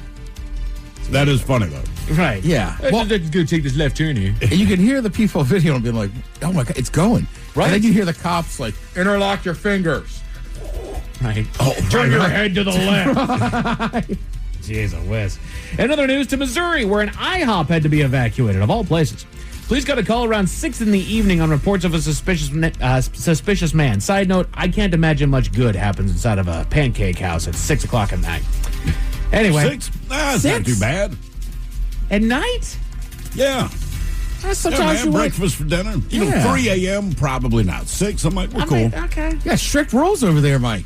I'm just saying, like, there's two kinds of people, and they're both intoxicated. They arrived to find a man in the restaurant. It's okay if you go there later on at night, Ted, but tell me you're there sober. It's 6 p.m. It's not later on at night.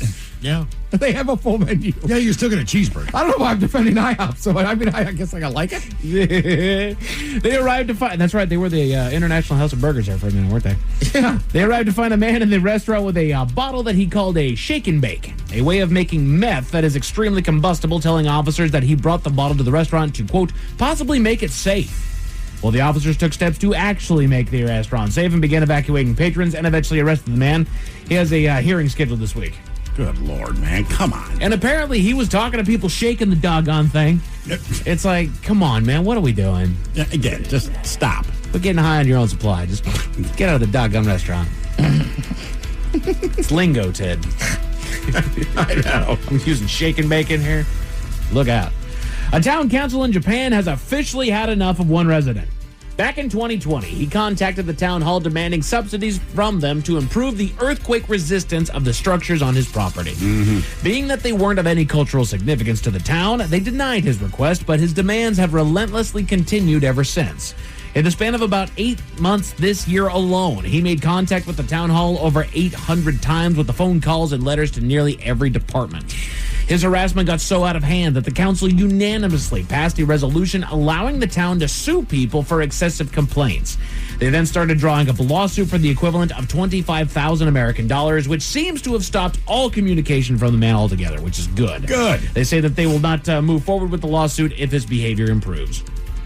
Oh, hopefully it will. I like that move. I wish you could do that. Like, you're just a nuisance. Correct. So we're going to handle it. And I understand diligence. I understand that there are certain things where you keep knocking on the door to see if you can get it happen. Within reason. Right. 5 straight years of 100 contacts a month. For things they have nothing to do with. Correct. Like, sir, again, sir, you're at a Wendy's. Like, we can't help you. Sir, this is a Wendy's. Yeah. It's just like. Exactly. We have no vested interest in this whatsoever. This is on your property. We're not going to give you any subsidies. No. Philly keeping it classy. Authorities are on the lookout for a group of thieves. Reports are that they stole personal items, equipment, and a private vehicle from local fire crews while they were putting out a deadly blaze in the area. Come on. 2 people managed to escape the fire, but one man in his 40s died in the incident that they say was caused by an electrical issue. What practical thing can you steal from a fire truck? Thank you. An axe? I mean, a hose? Gotta be something, I don't know, that you helmet, could a jacket. pawn or... That's my thought, yeah. Maybe well, there is a lot of heavy equipment on there. There's medical supplies if that truck's there too. Yep. So yeah, they're going to have to save people now. Right. I'm not going to say that there's nothing. Well, if it's drugs, we can go have fun. Yeah, with whatever it. got the medical kit. Seize opportunity while the iron's hot, I guess. But still. Where was this at? This was in Philly. Ugh. Putting out a doggone fire. Trying to save lives, and they save 2 out of 3. And then they get back to their truck to find out that you stole from them. You ever been to Philly? No. Yeah, you wouldn't be surprised. Yeah. That's what I hear. But just in case those stories left a bad taste in your mouth. Thankfully, there's good news. We go to Montana, where an impressive rescue operation took place. Fish and Wildlife were called to the scene of a frozen over pond with about 4 elk stuck in the middle of it. That's good eating right there. Now, much to my chagrin, the local news story is more of a puff piece about the photographer that captured the event, but the officials exhausted all options attempting to lead the elk out of the frozen waters, but the solution eventually came when a local was driving by the scene and knew how to help. They had used ice melt to create a path of exit for the animals, but could not coax them to safety. They were even shooting them with rubber pellets, trying to just get them to freaking move, but they wouldn't. But our local is a local pilot who came back to the scene in a helicopter that was used for rescue. Nice. He low flew that thing over there and blew those elk through the basically just coaxed them and pushed them. Blew them to shore. He did. The animals eventually made it to shore and hopped the surrounding fence to then trot on with their lives. Woot woot. Probably look back and shoot me one more rubber bullet now, bitch. And I was complaining about this earlier. It's like the entire piece is like, and then our witness, armed with her camera, documented the entire. It's like, that's not the cool part. So she did nothing. The guy floating a foot above the water in a helicopter to save elk. That's the cool part. Right, that's the guy. Ew, but she's got a camera. Like, cool. Men's Room Sports, you got basketball and CW and NBA tonight, as well as a whole slate of college hoops on the ESPN affiliates and Big Ten Network. You've also got hockey over on TNT, and you can catch the Seattle Torrent over on Fox 13 Plus later on tonight. far as your weather, expecting a low of 42 tonight when the faucet's turning on there, kids. We're expecting rain for the foreseeable future. Should be raining with a high of 47 tomorrow, so enjoy that. That is it for your headlines. With that, Mike Hawk is out. Thanks for doing us a solid. Head to KISW.com. Make a donation there for Codes for Kids. Yeah, please if you do. could, please. Lovely Jolene's coming up here in seconds. Yes, indeed. It's all true. But in the meantime, well, we be all about this batch. So until tomorrow, please do what you do best. And for Aletha's sake, stay beautiful. The Men's Room has been taped before a live studio audience. Wardrobe and makeup provided by Mantastic Limited. This has been a presentation of the Men's Room Radio Network. Oh, man! A Double Flush production. To remind you that 60% of sales on Amazon come from independent sellers, here's John from Devil Dog Pet Company. We run our family business from Sterling Heights, Michigan, but we can reach customers all over the country thanks to Amazon. Good boy. Shop small business on Amazon. So you want to start a business. You might think you need a team of people and fancy tech skills, but you don't. You just need GoDaddy Aero. I'm Walton Goggins, and as an actor, I'm an expert in looking like I know what I'm doing. GoDaddy Aero uses AI to create everything you need to grow a business. It'll make you a unique logo. It'll create a custom website. It'll write social posts for you and even set you up with a social media calendar. Get started at GoDaddy.com/Aero. That's GoDaddy.com/AIRO. Is your business ready for what's next? Think about where you want to be in 3 years, 5 years, 10. Growth isn't about numbers. It's having the right specialist by your side. Moss Adams and Baker Tilly have joined forces to create a remarkable new organization. It's one advisory firm with resources, expertise, and vision built specifically to serve the middle market to help you get to what's next. Learn how Baker Tilly can help your business pursue its vision of success. Visit bakertilly.com/combo. Health insurance rates in America are surging, leaving millions without affordable options. But Christians don't need to waste money on a broken system. Christian Healthcare Ministries is an alternative to health insurance at half the cost. With CHM, fellow believers contribute monthly to help pay each other's medical bills while lifting one another up in prayer. It's financial and spiritual support when you need it most. Join CHM today by visiting chministries.org/solution. That's chministries.org/solution. I'm caught up in the game. My attention is on every play and every whistle. But what I'm missing is a signal coming from my kidneys. That signal isn't like a ref's whistle. It's more of a silent SOS, which could be warning me of an increased risk for events like heart attack or stroke. And a way I can catch that signal? A simple urine test called UACR. If you have type 2 diabetes or high blood pressure, talk to your doctor about the UACR test. Detect the SOS. Visit detectthesos.com to learn more.